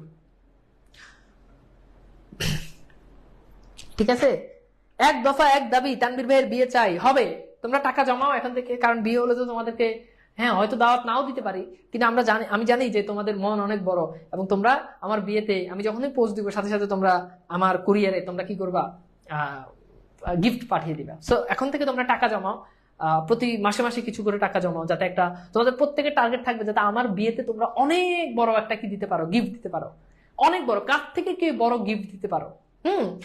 তো এইটার পরিচয়টা তোমরা দিবা, এবং সেটার জন্য এখন থেকে তোমাদেরকে কি করতে হবে, কিছু কিছু করে তোমাদেরকে টাকা জমাতে হবে। তো তোমরা টাকা জমাতে থাকো, বিয়ে হলে আমি তোমাদেরকে জানিয়ে দিব যে অমুক তারিখে বিয়ে, কোন জায়গায় বিয়ে সেটা হয়তো নাও বলবো, বাট বিয়ের তারিখটা বলে দিব। তো তোমরা তখন গিফট পাঠিয়ে দিতে পারো, আমি কুরিয়ার লোকেশন দিয়ে দিব। ওকে, সো ব্যাপার না। আমি জানি যে তোমরা এখন থেকে অনেকেই প্রস্তুতি নিচ্ছে, এবং অনেকে এখনো তোমরা ইতিমধ্যে গিফটও অলরেডি তোমরা কিনে রেখেছো। আমি জানি, আইনো যে মানে আমার প্রতি তোমাদের যে ভালোবাসা সেটা আমি জানি। তো তোমরা গুছিয়ে রাখো, খুব শীঘ্রই হয়ে যাবে। এন্ড দেখবা যে আসলে হ্যাঁ, আমার তো ভাবতে অবাক লাগতো যে আমি তো দেখতে পাচ্ছি যে এই ব্যাচের স্টুডেন্ট তারা যেই পরিমাণ মানে ডেডিকেটেড, আমার স্পেশালি আমার বিয়ে নিয়ে, হ্যাঁ, যে পরিমাণ ডেডিকেটেড আমাকে গিফট দেওয়ার জন্য। আমি তো দেখতে যে এই গ্রুপ থেকে এত গিফট হবে যে আমার বাসাতে আমি জায়গা মানে রাখতে পারবো না। তো তোমাদেরকে আসলে কি বলবো, তোমরা জিনিয়াস মানে মাল্টি ট্যালেন্টেড স্টুডেন্ট তোমরা সবাই। তো এখানে উত্তর হচ্ছে কি বলতো, গোকুলের। এটা কিন্তু খুব ইম্পর্টেন্ট একটা প্রশ্ন, যদি অনেক সহজ, বাট এগুলো খুব ইম্পর্টেন্ট প্রশ্ন। আচ্ছা, এরপর খেয়াল করো, মাসি বলে 4 মাসে পড়লি আর কটা দিন বা, অর্থাৎ 4 মাসের গর্ভবতী। 4 মাসে পড়লি মানে কি, অর্থাৎ আল্লাদি 4 মাসের গর্ভবতী।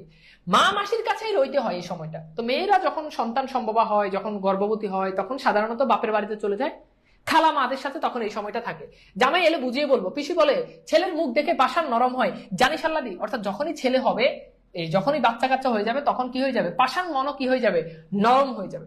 তখন এবার পিসে একটা ঘটনা শেয়ার করতেছে। তোর পিসে ছিল যোগুর মতো, অর্থাৎ তোর যে পিসে মানে পিসির জামাই, সেও ছিল কার মতো, যোগুর মতো।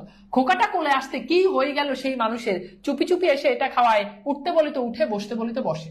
দেখছো, অর্থাৎ যখন তোর পিসে সেও ছিল যোগুর মতো, কিন্তু যখনই বাচ্চা হয়ে গেল তখন সে আমাকে কি যে ভালোবাসা, আমাকে এটা এনে খাওয়ায়, আমি যদি বলি উঠতে তাহলে উঠে, আমি যদি বলি বসতে তাহলে বসে।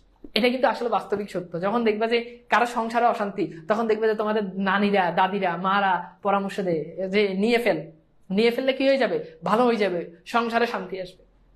অনেক সময় ছেলের দিকে তাকিয়ে বা বাপে কিংবা মা যেই খারাপ হোক, সে কি করে, নিজেকে আস্তে আস্তে কি করে, সংশোধন করে নেয়। কথা বুঝছো? তো এই জন্য তখন কি করে, এটা মানে পিসেও তাকে বলতে যে দেখিস তো যখন বাচ্চা কাচ্চা হয়ে যাবে তখন যোগু এরকম কি করবে, উঠতে বললো উঠবে, বসতে বললো বসবে। তখন মাসি আবার বলতেছে, মাসি বলে তোর মেশো মানে মাসির জামাই ঠিক ছিল, শাওরি ননদ ছিল ভাগ, মানে শাশুড়ি আর ননদ এরা কি ছিল, দজ্জাল ছিল, দজ্জাল।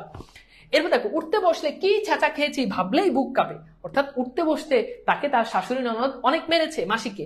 কিন্তু জানিস আল্লাদি, মেয়েটা যেই কোলে এলো, শাওরি ননদ যেন মোকে মাথায় করে রাখলে বাঁচে, অর্থাৎ আমাকে এত আদর আপ্যায়ন করে, মনে হচ্ছে আমাকে মাথায় তুলে রাখবে। পিসে বলে, তুই যাবি স্বামীর ঘর করবি, ডরেসনি, ডর কিসের। বাড়ি ফিরে দ্বীপ জেলে মাসে বেশি রান্না সারতে লেগে যায়, অর্থাৎ তারা রান্না বান্না করতে শুরু করে। বাইরে দিন কাটলেও আল্লাদির পরিশ্রম কিছুই হয়নি, অর্থাৎ আল্লাদি হ্যাঁ শুয়ে বসেই দিন কেটেছে, তবুও মাসে বেশি কথায় সে একটু শোয়, শরীর নয় মনটা কেমন জানি তার করছে, মানে তার মনটা খুবই খারাপ, সেটার কথা বলতেছে। নিজেকে তার ছেঁচড়া, নোংরা, নর্দমার মতো লাগে। কাকে? আল্লাদি নিজেকে লাগে, কারণ আল্লাদিকে সবাই অন্য পুরুষরা তাকে কিনতে চায়, ভোগ করতে চায়। মাসি পিসির আড়ালে থেকে সে টের পায় কিভাবে মানুষের পর মানুষ তাকে তাকাচ্ছে, তা দিয়ে কতজন কতভাবে মাসি পিসির সঙ্গে আলাপ জমাচ্ছে তরি তরকারির মতো তাকে কেনা যায় কিনা যাচাই করার জন্য। অর্থাৎ মাসি পিসি তারা কি করতেছে, তার মেয়েকে মাসি পিসিকে মানুষ বলছে যে কিছু টাকা পয়সা দিই, আল্লাহ দিকে আমাদের কাছে পাঠাই যাও, বুঝছো? আচ্ছা, এরপর দেখো গায়ের কতজন কত রকমের দর দিয়েছে পিসির কাছে, মাসি পিসির কাছে অলরেডি দর দিয়ে দিয়েছে যে আমি এত টাকা দিব। একজন আরেকজন বলছে না আমি এর থেকে বেশি দিব, আরেকজন বলছে আমি এত টাকা দিব, দেখো মাসি পিসি তোমাদের তো টাকার দরকার, কিছু একটা করা যায় কিনা। বুঝতে পারতেছো কি করার কথা বলতে? যাই হোক, আমরা গভীরে না যাই। এরপর হচ্ছে মাসি পিসিকে চিনে তারা অনেকটাই চুপচাপ হয়ে গেছে আজকাল, অর্থাৎ জানে যে মাসি পিসি এই কাম জীবনও করবে না, এই জন্য তারা চুপচাপ। কিন্তু গোকুল হাল ছাড়েনি। এই যে দেখো লাভার হয় গোকুল, সবাই হাল ছেড়ে দিয়েছে, কিন্তু গোকুল হাল ছাড়েনি, তার আল্লাহ দিকে লাগবে। মাসি পিসিকে পাগল করে তুলেছে গোকুল। মায়ের ভাড়া শব্দের অর্থ হচ্ছে মায়ের থেকেও, মানে ভাড়া বলতে বোঝানো হচ্ছে মায়ের থেকেও বেশি। তারই এই মাসি পিসি কি দুর্ভোগ তাদের জন্য। তারপর দেখো মাসি পিসিকে এত যন্ত্রণা দেওয়াচ্ছে, সে না হয় শ্বশুর করে লাঞ্ছনা সহিত যোগুল লাথি খেত ঈশ্বর তন্দ্রার ঘুমে ঘরে শিউরে উঠে আল্লাহ দি। অর্থাৎ সে ভাবতেছে মাসি পিসিকে এত কষ্ট দেওয়াচ্ছে, আমি না হয় স্বামীর বাড়িতে গিয়ে স্বামীর লাথি খেতাম, সেটা আমার জন্য অনেক ভালো হতো। এক পাশ থেকে মাসি আরেক পাশ থেকে পিসি না হলে শুলে কি তার চলবে কোনোদিন? অর্থাৎ এক পাশে মাসি আরেক পাশে পিসি আর মাঝখানে আল্লাহ দি সই, সেটার কথা বলতেছে। এরপর দেখো রান্না সেরে খাওয়ার আয়োজন করেছিল মাসি পিসি, একেবারে ভাত টাত বেড়ে আল্লাহ দিকে ডাকবে। ভাগাভাগি কাজ তাদের এমন সহজে হয়ে গেছে, বলা বলি দরকার হয় না তাদেরকে। অর্থাৎ একজন আরেকজনকে বলতে হয় না এটা কর ওটা কর, দুজন মিলে কাজ করে যেন একজন করছে। এবার ব্যঞ্জনে নুন দেওয়ার কথা বলতে হয় না পিসিকে, অর্থাৎ মাসি পিসিকে এখন আর বলতে হয় না যে তরকারি, ব্যঞ্জন মানে হচ্ছে রান্না, যে তরকারিতে নুন দে বা লবণ দে, এটাও বলতে হয় না, অটোমেটিক সবাই কাজ করে ফেলে। ঠিক সময় নুনের পাত্র এগিয়ে দেয় মাসির কাছে, বলা বলি করছে তার আল্লাদির কথা, আল্লাদির সুখ দুঃখ, আল্লাদির সমস্যা, আল্লাদির ভবিষ্যৎ। জামাই যদি আসে একটি করা কথাও বলা হবে না, এতটুকু খোঁচা দেওয়া হবে না, উপদেশ দিতে গেলে চটবে জামাই। পুরুষ মানুষ তো যতই হোক একটা করা তার উচিত, এটা করা তার উচিত নয়, এসব কিছু বলা হবে না তাকে। জামাই এসেছে তাই আনন্দে রাখবো, যেন ঠাই নেই এই ভাব দেখাবে মাসি পিসি আল্লাদিকে শিখিয়ে দিতে হবে। স্বামী এসেছে বলে যেন আল্লাদি গদগদ হওয়ার ভাব দেখায়। যে কদিন থাকবে জামাই সে যেন অনুভব করে সেই এখানকার কর্তা, সেই এখানকার সর্বসার্বা। অর্থাৎ যোগু যদি আসে তাকে আর কোনো কড়া কথা বলা হবে না, কোনো খোঁচা দেওয়া হবে না, তাকে এমন ভাবে রাখা হবে যেন সে এই ঘরের কর্তা, সে এই ঘরের কি সর্বে সার্বা মানে হচ্ছে সব। ওকে, তো এইভাবে কি করা হবে, তাকে রাখা হবে। আচ্ছা, এরপর দেখো বাইরে থেকে হাক মানে হচ্ছে ডাক, বাইরে থেকে হাক আসে কানাই চকিদারের। তাহলে কানাই চকিদার কি করে, বাইরে থেকে ডাক দেয়। মাসি পিসি পরস্পরের মুখের দিকে তাকায়, জোরে জোরে নিঃশ্বাস পড়ে দুজনে। সারাটা দিন গেছে লড়ে লড়ে, সরকার বাবুর সঙ্গে বাজারের তেলা নিয়ে ঝগড়া করতে অর্ধেক জীবন বেরিয়ে গেছে দুজনের। অর্থাৎ মাসি পিসি অলরেডি সরকার বাবুর সঙ্গে বাজারের যে খাজনা এটা নিয়ে অনেক ঝগড়া করেছে। হ্যাঁ, তারপর দেখো এখন এলো কানাই চকিদার, হাঙ্গামা না এসে রাত্রে। তারপর দেখো গায়ের লোক যখন ঘুমাচ্ছে, রসুই চালা মানে হচ্ছে রসুইঘর বা পাকঘর, রান্নাঘর। ঝাপ এটে মানে হচ্ছে দরজা দিয়ে মাসি পিসি বাইরে যায়। শুল্ক পক্ষের একাদশীর উপোস করেছে তারা। শুল্ক পক্ষ যখন হয় তখন উপোস করে, আমরা যেমন রোজা রাখি এরকম। আজ দ্বাদশী, হ্যাঁ, জ্যোৎস্না বেশ উজ্জ্বল। তো দ্বাদশীতে জ্যোৎস্না অনেক উজ্জ্বল হয়, মানে রাত্রে অনেক আলো থাকে। এরপর দেখো কানাইয়ের সঙ্গে গোকুলের যে তিনজন পেয়াদা এসেছে তাদের মাসি পিসি চিনতে পারে। অর্থাৎ শুধু কানাই আসে নাই, কানাইয়ের সঙ্গে গোকুলের তিনজন পেয়াদা, অর্থাৎ গোকুলের তিনজন যে পেয়াদা বলতে কি বোঝায়, চামচা, এরা যে আসে তাদেরকে সে চিনে। এরপর দেখো মাথায় লাল পাগড়ি আটা লোকটা তাদের অচেনা। তাহলে তাদের এই তিনজনের ভিতরে কাকে তাদের অচেনা, তার ভিতরে একজন হচ্ছে কে, মাথায় পাগড়ি আটা লোকটা। এরপর খেয়াল করে দেখো কানাই বলে কাছারি বাড়ি একবার যেতে হবে একবার। মাসি বলে এত রাতে, পিসি বলে মরণ নেই, পিসি বলে যে মরণ নাই। যখন কোনো জিনিস খুব বিরক্ত হয়ে যায় তখন আমরা বলি না যে তোর কি মরণ নাই, এইভাবে সে বলছে যে মরণ নেই। তো এখানে একটা প্রশ্ন সলভ করি, রান্না সেরে খাবার আয়োজনের সময় বাইরে থেকে কার হাক আসে, মানে কার ডাক আসে? ভাইয়া বাসায় নাকি এখন? হ্যাঁ, আমি বাসায়।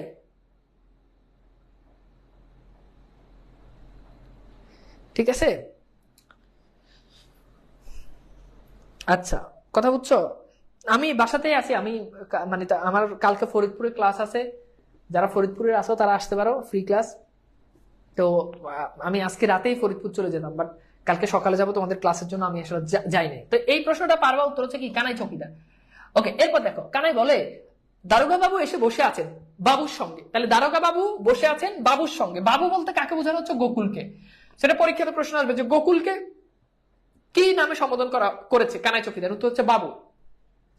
যেতে একবার হবে গো দিদি ঠাকুরুনরা, তাহলে দিদি ঠাকুরুনরা বলতে বোঝানো হচ্ছে মাসি পিসিকে। তাহলে কানাই চৌকিদার মাসি পিসিকে কি বলে সম্বোধন করেছে? খাতা একটু লিখো, এটা ঢাকা ইউনিভার্সিটির প্রশ্ন আসছে। দিদি ঠাকুরুনরা মানে দিদি ঠাকুরুনরা, এটা তাদেরকে সম্বোধন করেছে। বেঁধে নিয়ে যাওয়ার হুকুম আছে, মাসি পিসি মুখে মুখে তাকায়, পথের পাশে ধারে কাঁঠাল গাছের ছায়ায় তিন চারজন ঘুপটি মেরে আছে, স্পষ্টতই দেখতে পেয়েছে মাসি পিসি। অর্থাৎ কাঁঠাল গাছের নিচে 3-4 জন বসে আছে, আর কানাই তাদেরকে বলছে যে যদি তোমরা না যাও তাহলে বেঁধে নিয়ে যাব। ওরা গায়ের গুন্ডা, সাধু, বৈদ্য, ওসমান, তাদের সন্দেহ নেই। তারপরে বৈদের ফেটি বাঁধা মানে কাপড়ের পাটি বাঁধা, বাবরে চুলওয়ালা, মাথায় পাতার ফাঁকে জ্যোৎস্না পড়ছে, অর্থাৎ জ্যোৎস্নার আলো পড়তেছে।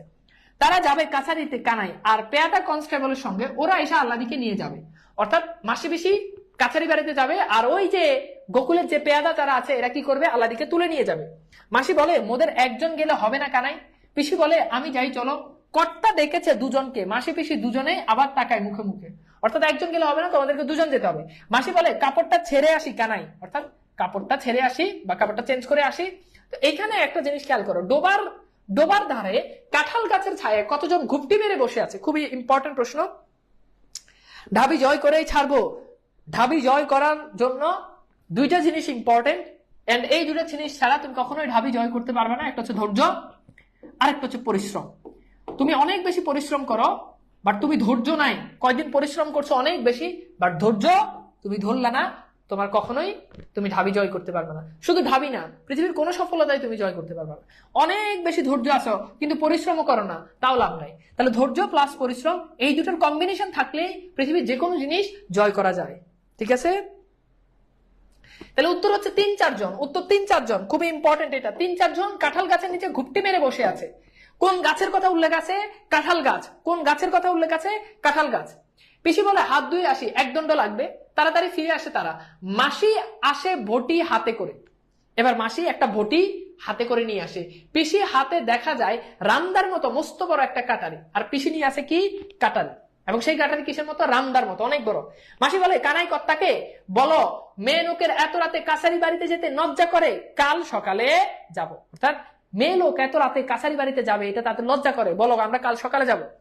এরপর খেয়াল করে দেখো, খুব গুরুত্বপূর্ণ। এরপর মাসি বলে এত রাতে মেয়ে লোকের কাছারি বাড়িতে ডাকতে লজ্জা করে না কানাই? অর্থাৎ এত রাতে মেয়ে লোককে কাছারি বাড়িতে ডাকছে, এটা কি লজ্জা করে না? এরপর দেখো কানাই ফুঁসে উঠে, না যদি যাও ঠাকুরুনরা ভালোই ভালোই ধরে টেনে হেঁচড়ে নিয়ে যাওয়ার হুকুম আছে কিন্তু বলে রাখলাম। এরপর খেয়াল করো, মাসি বটিটা বাড়িয়ে দেয়, হ্যাঁ দাঁত কামড়ে বলে, একদম এইভাবে দাঁত কামড়ে বলে কি? বটে ধরে টেনে হেঁচড়ে নিয়ে যাবে, এসো। কে এগিয়ে আসবে? এসো। বটির এক কোপে গলা ফাঁক করে দিব, অর্থাৎ গলা শরীর থেকে সরাই ফেলবো। তো এইখানে একটা প্রশ্ন, সেটা হচ্ছে পিসি ঘর থেকে কি নিয়ে আসে? এখানে মনে রাখবা যে মাসি ঘর থেকে কি নিয়ে আসে আর পিসি ঘর থেকে কি নিয়ে আসে, বলো।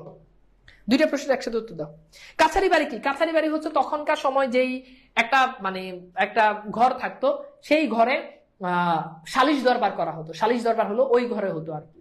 ঠিক আছে, এখনকার যেমন আদালতে কি হয়, মামলা হলে সেখানে জজ উকিলরা মিলে সমাধান করে, তো তখন এরকম ছিল সালিশ, গ্রাম্য সালিশ বসলে সেটা কাছারি ঘরে বসতো। হ্যাঁ, আচ্ছা এখন খেয়াল করো, এখানে একটা গুরুত্বপূর্ণ প্রশ্ন, একটা হচ্ছে রামদা আর একটা হচ্ছে মস্ত বড় কাটারি। হ্যাঁ, মাসির প্রসঙ্গে পিসির প্রসঙ্গে দুইটাই বলা আছে, বাট বলছে কাটারি নিয়ে আসে, ওই কাটারিটা রামদার মতো, ওই কাটারিটা রামদার মতো।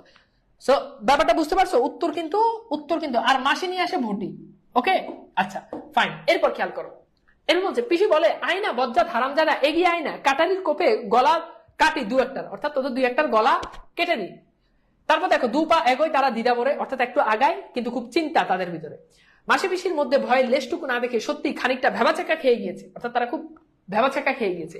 মাসি পিসি ভয় পাচ্ছে না, মারাত্মক ভঙ্গিতে ভটি আর উঁচু, হ্যাঁ আর দা উঁচু। মাসি বলে শোন কানাই, এ কিন্তু এরকি নয় মোটে, মানে এরকি মানে হচ্ছে কি মজা, এটা কিন্তু মজা নয়। তোমাদের সাথে মোরা মেয়ে নোক পারবো না জানি, কিন্তু 2-1টা মারবো, জখম করবো ঠিকই। অর্থাৎ তোমাদের সাথে পারবো না এটা জানি, কিন্তু 2-1টারে মারতে পারবো, হ্যাঁ জখম করবো। পিসি বলে মোরা নয় মরবো। তারপর বিনা পরামর্শে মাসি পিসি হঠাৎ গলা ছেড়ে দেয়। গলা ছেড়ে দেয় মানে হচ্ছে খুব জোরে ডাকাডাকি শুরু করে। গলা ছেড়ে দেয় মানে কি বলতো, ডাকাডাকি। ওকে, ডাকাডাকি করে। প্রথমে শুরু করে মাসি, তারপর যোগ দেয় পিসি, আশেপাশে যত বাসিন্দা আছে সকলকে নাম ধরে গলা ফাটিয়ে তারা হাঁক দেয়, মানে সবাইকে নাম ধরে গলা ফাটিয়ে তারা ডাক দেয়। এবং কাকে কাকে ডাক দেয় দেখো, ও বাবা ঠাকুর, ও ঘোষ মশাই, ও জনার্দন, ও গো কানুর মা, বিপণী, বংশী। এই সিরিয়ালটা মনে রাখবা, পরীক্ষাতে আসবে কিন্তু সিরিয়াল এলোমেলো করে দিবে। ও গো, দেখো, ও ঘোষ মশাই, এরপর 2 নাম্বার দিবে ও গো কানুর মা, 3 নাম্বার দিবে বংশী, 4 নাম্বার দিবে ও জনার্দন, 5 নাম্বার দিবে বিপণী। তো এরকম সিরিয়াল এলোমেলো করে দিয়ে তোমাকে বলবে যে সিরিয়ালটা ঠিক করো। তো মনে রাখবা, ও ঘোষ মশাই, ও জনার্দন, ও গো কানুর মা, বিপণী, বংশী। প্রথম 2টা ও দিয়ে শুরু, ও ঘোষ মশাই, ও জনার্দন। 3 নাম্বারটা ও গো দিয়ে শুরু, ও গো কানুর মা। তারপর 5 নাম্বারটা হচ্ছে কি বিপণী, 6 নাম্বারটা বংশী। ঠিক আছে? বা হ্যাঁ, 4 নাম্বারটা বিপণী, 5 নাম্বারটা হচ্ছে বংশী। এভাবেও মনে রাখবে। হ্যাঁ, এগুলোর নাম মনে রাখলে কিন্তু পরীক্ষায় পারবা না। এরপর খেয়াল করো, কানাই অদৃশ্য হয়ে যায় দলবল নিয়ে। এত মানুষকে ডাকাডাকি করতেছে, কানাই এবার চলে যায়। হাঁকাহাঁকি ডাকাডাকি শুরু হয়ে যায় পাড়ায়। অনেকেই ছুটে আসে, কেউ কেউ ব্যাপার অনুমান করে ঘরের জানালা দিয়ে উকি দিয়ে বাইরে না বেরোয়। অনেকেই চলে আসে আর অনেকে বাইরে না বের হয়ে জানালা দিয়ে দেখতেছে। এই হট্টগোলের পর আরো নিঝুম, আরো থমথমে মনে হয় রাত্রিটা। আল্লাদিকে মাঝখানে নিয়ে শুয়ে আছে মাসি পিসির চোখ, হ্যাঁ, মাসি পিসির চোখে, অর্থাৎ মাসি পিসি ঘুম আসে না তাদের চোখে। বিপদে পড়লে হাত দিলে এত পাড়ার এত লোক ছুটে আসে, এমন ভাবে প্রাণ খুলে এতখানি জ্বালার সঙ্গে নিজেদের মধ্যে খোলাখুলি ভাবে গোকুল আর দারোগার ব্যাপারটা 14 পুরুষ উদ্ধার করার সাহস পায়। জানা ছিল না মাসি পিসির। অর্থাৎ বিপদে পড়ে ডাক দিলে এত মানুষ আসে, এটা মাসি পিসি ভাবে নাই। তারা হাঁক ডাক শুরু করেছিল খানিকটা কানাইদের ভরকে দেওয়ার জন্য, অর্থাৎ কানাইদেরকে ভয় দেখানোর জন্য ডাক দিয়েছে। কিন্তু এত মানুষ চলে আসবে এটা তারা ভাবেনি, এত লোক এসে পড়বে আশা করেনি। তাদের জন্যই যতটা নয়, গোকুল আর দারোগার উপর রাগের জ্বালাই যেন ওদের ঘর থেকে টেনে বের করে এনেছে মনে হয় সকলের কথাবার্তা শুনে। অর্থাৎ মাসি পিসির জন্য মনে হয় এত লোক আসে নাই। এই যে গোকুল কানাই, এদের অত্যাচারে মনে হচ্ছে যে কি মানুষগুলো অটোমেটিক ঘর থেকে বের হয়ে চলে আসছে। কেমন একটা স্বস্তি বোধ করে মাসি পিসি, বুকে নতুন জোর পায়, অর্থাৎ একটা জোর পায়। পিসি বলে, তাই ভাবছিলাম মেয়েটাকে কুটুম বাড়ি সরিয়ে দেওয়া সোনাদের ঘরে মাঝরাতে আগুন ধরিয়ে দিয়েছিল সেবার। তো এই যে এটা হচ্ছে একজনের নাম, তার নাম হচ্ছে সোনা। তাদের ঘরে একবার মাঝরাতে আগুন ধরিয়ে দিয়েছে। এখন মাসি পিসি চিন্তা করতেছে যে গোকুল যদি মাসি পিসির ঘরে আগুন ধরাই দেয় তাহলে তো কি হয়ে যাবে, বিপদ হয়ে যাবে। ঠিক আছে?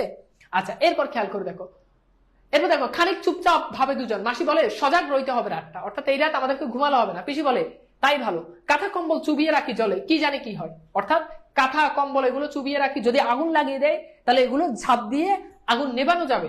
আস্তে চুপি চুপি তারা কথা কয়, আল্লাদির ঘুম না ভাঙে, যাতে আল্লাদির ঘুম না ভাঙে এইভাবে তারা কথা বলে। অতি সদর্পে তারা বিছানা ছেড়ে উঠে। আল্লাদির বাপের আমলের গরুটা নেই, গামলাটা আছে। অর্থাৎ গামলা বলতে তো বুঝো ওই যে গরুকে যে খাবার দেয় বড় যে ইয়েগুলো, এগুলোকে বলা হয় গামলা।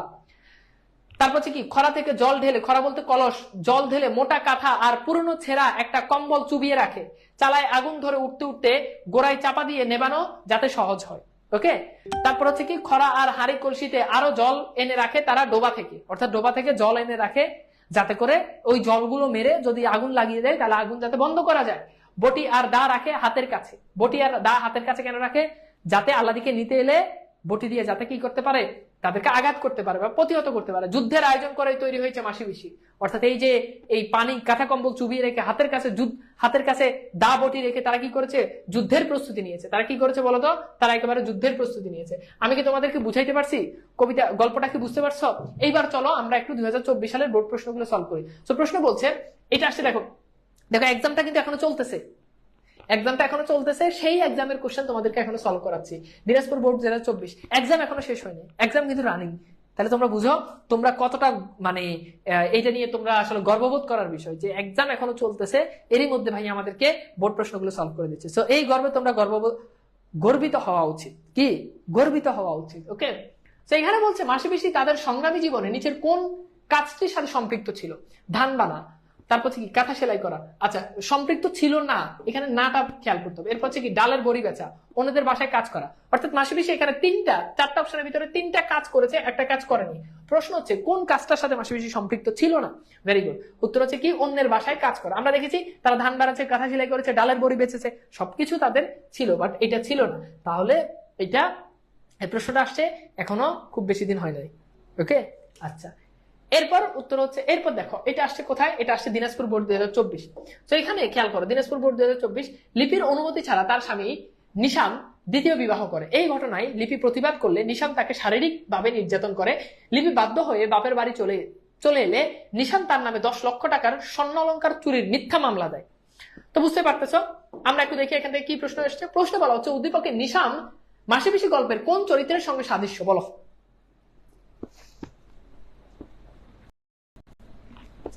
নিশাম মাসিপিসি গল্পে কোন চরিত্রের সঙ্গে সাদৃশ্য?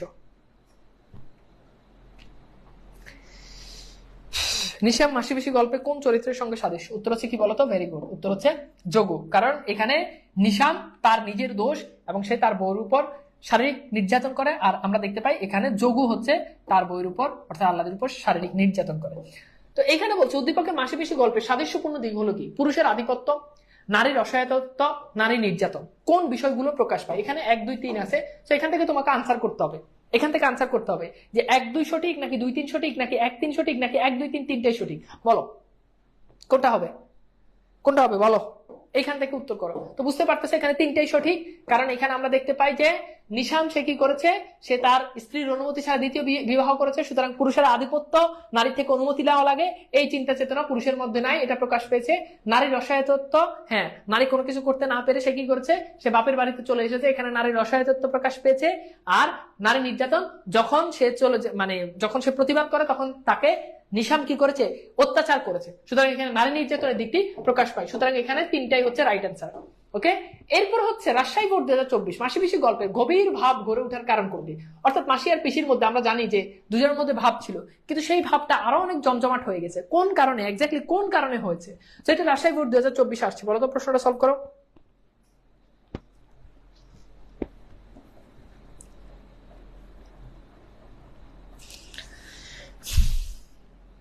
আচ্ছা, ভেরি গুড। সেটা হচ্ছে যে আল্লাহর দায়িত্ব তাদের কাঁধে পড়ায়। হ্যাঁ, এটা আমরা ক্লাসে সলভ করছি। আচ্ছা ফাইন। এরপর হচ্ছে মাদ্রাসা বোর্ড 2024 আসছে। এখানে বলছে এটা কি মাদ্রাসা বোর্ড না, এটা ময়মনসিংহ বোর্ড, তাই না? আচ্ছা, এরপর দেখো আমরা একটু দেখি। তো এখানে বলছে মাসিপিসি গল্পে প্রথম কোন পত্রিকা প্রকাশিত হয়? এটা আমরা ক্লাসে প্রথমেই সলভ করছি, তাহলে বলো তো এটা কি হবে? এটা কি হবে? উত্তর হচ্ছে পূর্বাশা। হ্যাঁ, আচ্ছা ভেরি গুড।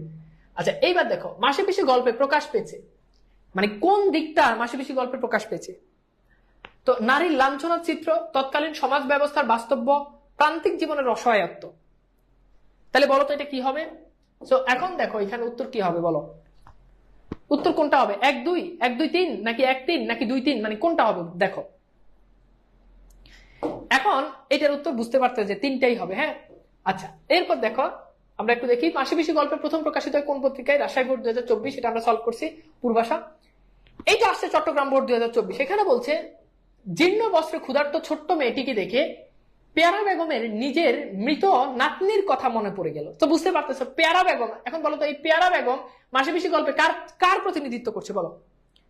পেয়ারা বেগম মাসিপিসি গল্পে কার প্রতিনিধিত্ব করছে? মানে আমরা প্রশ্ন না দেখে আমরা একটু সলভ করার জন্য ট্রাই করি। তো প্রশ্ন হচ্ছে নিচের উদ্দীপকটি পড়ো এবং এখান থেকে এই উদ্দীপক থেকে 2টা প্রশ্ন।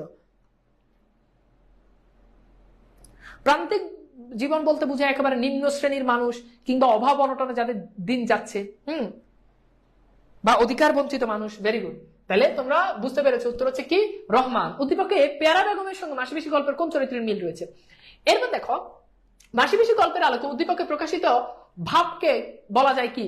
উত্তর হচ্ছে বাৎসল্য, ভালোবাসা, শোক। তো এখন দেখো কোনটা রাইট অ্যান্সার হবে, কোনটা রাইট অ্যান্সার হবে বলো।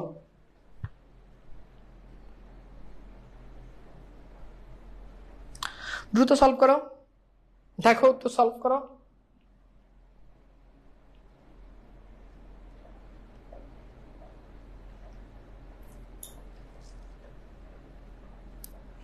ওকে, তাহলে এখন উত্তর হচ্ছে 1 2 3। এখন আসলে একটু সলভ করো। হ্যাঁ, প্রথমত দেখো শোক, আমরা দেখি যে পেয়ারা বেগমের একটা শোক এখানে প্রকাশ পেয়েছে। কারণ ওই যে কেন শোক প্রকাশ পেয়েছে? কারণ পেয়ারা বেগমের মৃত নাতনির কথা মনে পড়ছে। তার মানে মৃত মানুষের কথা যেহেতু মনে পড়ে, সুতরাং সেটা অবশ্যই শোক এবং সেটা অবশ্যই ভালোবাসা। তার নাতনির প্রতি তার ভালোবাসা আছে দেখেই তো মনে পড়ছে, নাহলে তো মনে পড়তো না। এরপর হচ্ছে বাৎসল্য, বাৎসল্য মানে হচ্ছে স্নেহ। সো এটা তো বুঝতেই পারতেছ যে এটা অবশ্যই স্নেহ হবে। বাৎসল্য শব্দের অর্থ কি? স্নেহ। সুতরাং 1 2 3 সবগুলোই হবে। হ্যাঁ, আচ্ছা এরপর দেখো এখানে আমরা দেখি যশোর বোর্ড 2024 যুদ্ধের আয়োজন করে তৈরি হয়ে মাসিপিসি, তো যুদ্ধের আয়োজন করে মাসিপিসি তৈরি হয়, এটা দ্বারা কি প্রকাশ পায়? সশস্ত্র প্রতিরোধ, তারপর হচ্ছে কি বলিষ্ঠ প্রতিবাদ, মানবিক জীবন যুদ্ধ, অস্তিত্বের সংগ্রাম। কি হবে বলতো? তো এটাও পারবা, এটা হচ্ছে মানবিক জীবন যুদ্ধ, অর্থাৎ মানুষের, এখন দেখো সশস্ত্র প্রতিরোধ এটা তো হবে না, হ্যাঁ, সশস্ত্র প্রতিরোধ মানে হচ্ছে কি বিপ্লবের ক্ষেত্রে এটা ব্যবহৃত হয়, সেটা হবে না। বলিষ্ঠ প্রতিবাদ, এখন বলিষ্ঠ প্রতিবাদ এটা হতে পারে। অস্তিত্বের সংগ্রাম, অস্তিত্বের সংগ্রাম হবে না। এরপর হচ্ছে মানবিক জীবন যুদ্ধ, তার মানে বুঝতে পারতে হবে যে মানুষ হিসাবে তাদের যে অধিকার পাওয়ার কথা পুরুষতান্ত্রিক সমাজে, সেই অধিকার প্রতিষ্ঠার জন্য তারা যে যুদ্ধ করেছে সেটা হচ্ছে মানবিক জীবন যুদ্ধ। সুতরাং উত্তর হচ্ছে কি বলতো? সি। এরপর দেখো আমরা একটু দেখি মাসিপিসি গল্পে গভীর ভাব গড়ে ওঠার কারণ কি, এটা আমরা সলভ করছি অলরেডি। এরপর হচ্ছে কি আল্লাহর দায়িত্ব কাঁধে পড়ায়। এরপর হচ্ছে মাসিপিসি গল্পে আল্লাহর বাপের কি রোগে মারা যায়, এটা আমরা অনেকবার সলভ করছি। এটা হচ্ছে কুমিল্লা বোর্ড 2024 প্রশ্নটা সলভ করো। সবগুলো প্রশ্ন এক্সপ্লেন করে দিচ্ছি যাতে করে পরবর্তীতে পড়তে গিয়ে প্রবলেম না হয়। হ্যাঁ, আচ্ছা উত্তর কি বলতো? উত্তর হচ্ছে cholera. Very good. Rajshahi board 2023 Manik Bandyopadhyay কত সালে জন্মগ্রহণ করে? এটা লেখক পরিচিতি থেকে আসছে। দিবারাত্রির কাব্য কি জাতীয় রচনা? এটা হচ্ছে মানিক বন্দ্যোপাধ্যায়ের উপন্যাস। মাসিপিসি গল্পে চায়ের দোকান কোথায় অবস্থিত? এটা অলরেডি আমরা সলভ করছি, দিনাজপুর বোর্ড 2023। এটা হচ্ছে কি পোলের কাছে। তারপর হচ্ছে মাসিপিসি গল্পে বজ্জাত হোক খুনে হোক জামাই তো বাক্যটি দ্বারা প্রকাশ পেয়েছে কি? এটা আমি এই প্রশ্নটা আমি ক্লাসে বলে দিয়েছি যে জামাই খারাপ হলেও জামাই জামাই কেন, এটা কেন? এটা কি কুসংস্কার? এটা কি প্রথম অনুগত্য? এটা কি জামাই প্রীতি? এটা কি জামাই ভীতি? তো এখন খেয়াল করো, আমরা একটু দেখি। প্রথমত হচ্ছে কুসংস্কার তো হবেই না। আচ্ছা, জামাই ভীতি মানে হচ্ছে কি জামাইকে ভয় পাওয়ার কারণে করে, এরকমটা না। জামাই প্রীতি মানে কি? মানে জামাইয়ের আদর যত্ন, মানে এটা জামাই পাওয়ার যোগ্য এই জন্য না। ব্যাপারটা হচ্ছে প্রথা অনুগত্য, প্রথাকে অনুসরণ করে। ওকে, সেটা আমি ক্লাসে বলেই দিয়েছি। উত্তর হচ্ছে খ। তো এইবার চলো আমরা একটু ভাইয়ারা চলে যাই, আমরা একটু প্রশ্ন সলভে চলে যাই, সৃজনশীল প্রশ্ন সলভ করি এন্ড দেখি যে আমাদের কি টাইপের সৃজনশীল আসতে পারে। আমরা একটা নমুনা সৃজনশীল দেখি।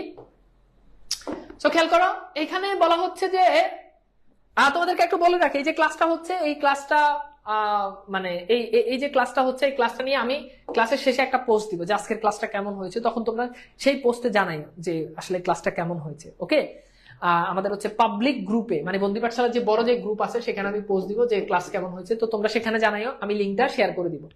ফাইন। এখন যেটা সেটা হচ্ছে যে আর হচ্ছে এই যে ক্লাসগুলো যে করো, এই ক্লাসগুলোর নোটগুলো হচ্ছে তোমরা বন্দি পাঠশালার গ্রুপে আপলোড দিবে। ওকে, বন্দি পাঠশালার গ্রুপে নোটগুলো আপলোড দিবা, ক্যাপশনে লিখে দিবা, প্রথমে আমার একটা ছবি দিবা, তারপর হচ্ছে নোটগুলো দিবা, ক্যাপশনে লিখে দিবা কোর্সের নাম, তারপর হচ্ছে ইনস্ট্রাক্টর, টপিক কি, এই তিনটা জিনিস দিয়ে দিবা, তাহলেই হবে। এবং নিয়মিত এই কাজটা করবে, হ্যান্ড নোটটা দিবে। আর কোর্সের প্রথম ক্লাস করে তোমার অনুভূতি কেমন সেটা ক্লাসে না বলে আমি যখন পোস্ট দিব সেইখানে গিয়ে হচ্ছে তোমরা জানাতে পারবা। ওকে, সেখানে গিয়ে তোমরা জানাই। আচ্ছা চলো এবার খেয়াল করো, আমরা একটু দেখি। রমিজ মিয়া 10 বছর আগে মারা গেলেও তার বৃদ্ধা স্ত্রী জরিনা খাতুন স্বামীর ভিটে ধরেও আজও পড়ে আছে। নিঃসন্তান এই পরিবারের কোনো ছেলে মেয়ে না থাকায় প্রতিবেশী খালেক ও তার স্ত্রী জরিনা খাতুনকে দেখাশোনা করে। জরিনা খাতুন তার নিজের ভিটামাটি খালেককে দিয়ে যাবে এমন কথা দিয়েছে, অথচ এই জমির উপর নজর পড়েছে গ্রামের মাতাব্বর রজব আলী। সে জাল দলিল তৈরি করে রেখেছে। তারপর দেখো, জরিনা খাতুন মারা গেলে সে এই জমি নিজের দখলে দাবি করবে। এ খবর জেনে জরিনা খাতুন থানা থেকে পুলিশ নিয়ে ভূমি অফিসে গিয়ে নিজের ভিটামাটি খালেককে লিখে দেয়। এখন আমার প্রশ্ন হচ্ছে, বলো তো এই যে মাতাব্বর রজব আলী মাসিপিসি গল্পে কার প্রতিনিধিত্ব করছে বলো?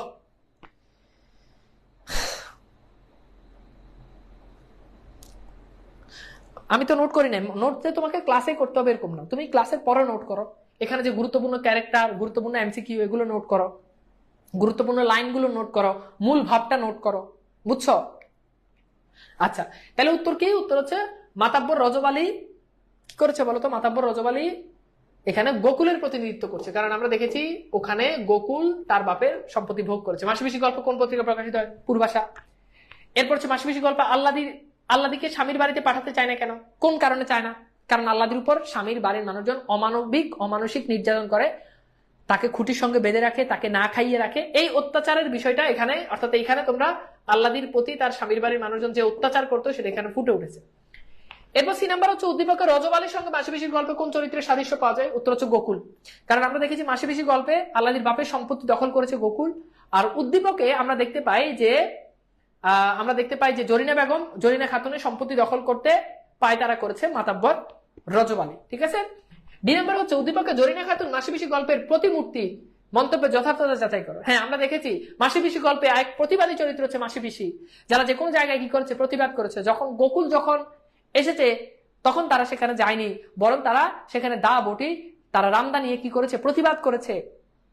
আর এখানে আমরা দেখতে পাই যে জরিনা খাতুন তিনি এই মাতাব্বর রজব আলীর ভয় তিনি ক্ষান্ত হয়ে যাননি, তিনি প্রতিবাদ করেছেন এবং তার প্রতিবাদের ধরনটা হচ্ছে তিনি পুলিশ নিয়ে এসেছেন, তিনি ভূমি অফিসে গিয়েছেন এবং তিনি তার জায়গাটা তিনি খালেকের নামে লিখে দিয়েছেন। সুতরাং দুই জায়গাতে প্রতিবাদের সাদৃশ্যতা স্পষ্ট। ঠিক আছে, ওকে।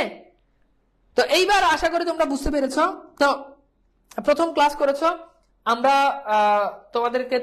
তোমাদের সবাইকে আমি আমার পক্ষ থেকে আন্তরিক শুভেচ্ছা যে প্রথম ক্লাসে ছিলা। আমি চেষ্টা করেছি যে তোমাদেরকে ক্লাসে প্রত্যেকটা লাইন বাই লাইন বুঝে দিতে এবং কনসেপ্টের ভিতর থেকে কি কি প্রশ্ন আসে আমরা সেগুলো সলভ করেছি। এন্ড হচ্ছে বিগত সালে আমরা রিসেন্ট বোর্ডের প্রশ্নগুলো আমরা সলভ করেছি। এন্ড এরপর আমরা সৃজনশীলটার টাইপটা তোমাদেরকে বুঝিয়ে দিয়েছি যে কিভাবে কোন প্রশ্নের বিষয়টা কি লিখবে। হোপফুলি তোমাদের কাছে ক্লাসটা ভালো লেগেছে। এন্ড ক্লাসটা কেমন লেগেছে সেটা অবশ্যই তোমরা জানাবা। আমি আমাদের গ্রুপে একটা পোস্ট দিব এন্ড সেই পোস্ট দিলে তোমরা অবশ্যই সেখানে জানিয়ে দিবা যে আজকে প্রথম ক্লাস করে তোমাদের আসলে অনুভূতিটা কেমন। এন্ড এই সপ্তাহে তোমাদের 4 দিন রুটিন হবে, পরের সপ্তাহ থেকে রুটিন চেঞ্জ হবে। এটা আমরা একটা অস্থায়ী রুটিন দিয়েছি, সেই রুটিন অনুযায়ী ইনশাআল্লাহ তোমাদের ক্লাস চলবে। সো হোপফুলি তোমরা সবাই ভালো ক্লাসটা এনজয় করেছো এবং আমাদের পুরো কোর্সে তোমাদের প্রতি আমার রিকোয়েস্ট পার্সোনালি সেটা হচ্ছে নোট করবা, নোটগুলো আপলোড দিবা, এরপর হচ্ছে লাইভে ক্লাস করবা, 3 নাম্বার হচ্ছে এক্সামগুলো নিয়মিত দিবা। এই 3টা কাজ করবা ইনশাআল্লাহ। বাংলা 200 মার্কের প্রস্তুতি আমি গুছিয়ে দিব। এন্ড ডেডিকেশনের জায়গা থেকে আমার জায়গা থেকে কোনো কিছু কি হবে না, তোমার জন্য কম হবে না। তো সবাই অনেক অনেক ভালো থাকবা এন্ড রুটিন অনুযায়ী তোমাদের ক্লাস হবে। সবার জন্য অনেক অনেক শুভকামনা, ভালো থাকবা। আজকের মতো বিদায় নিচ্ছি। আর আমি পোস্ট দিলে অবশ্যই সেখানে পোস্টে ঢুকে কমেন্ট করবো, ওই লিঙ্কে ঢুকে কমেন্ট করে আসবে। হ্যাঁ, ভালো থাকবা, আল্লাহ হাফেজ।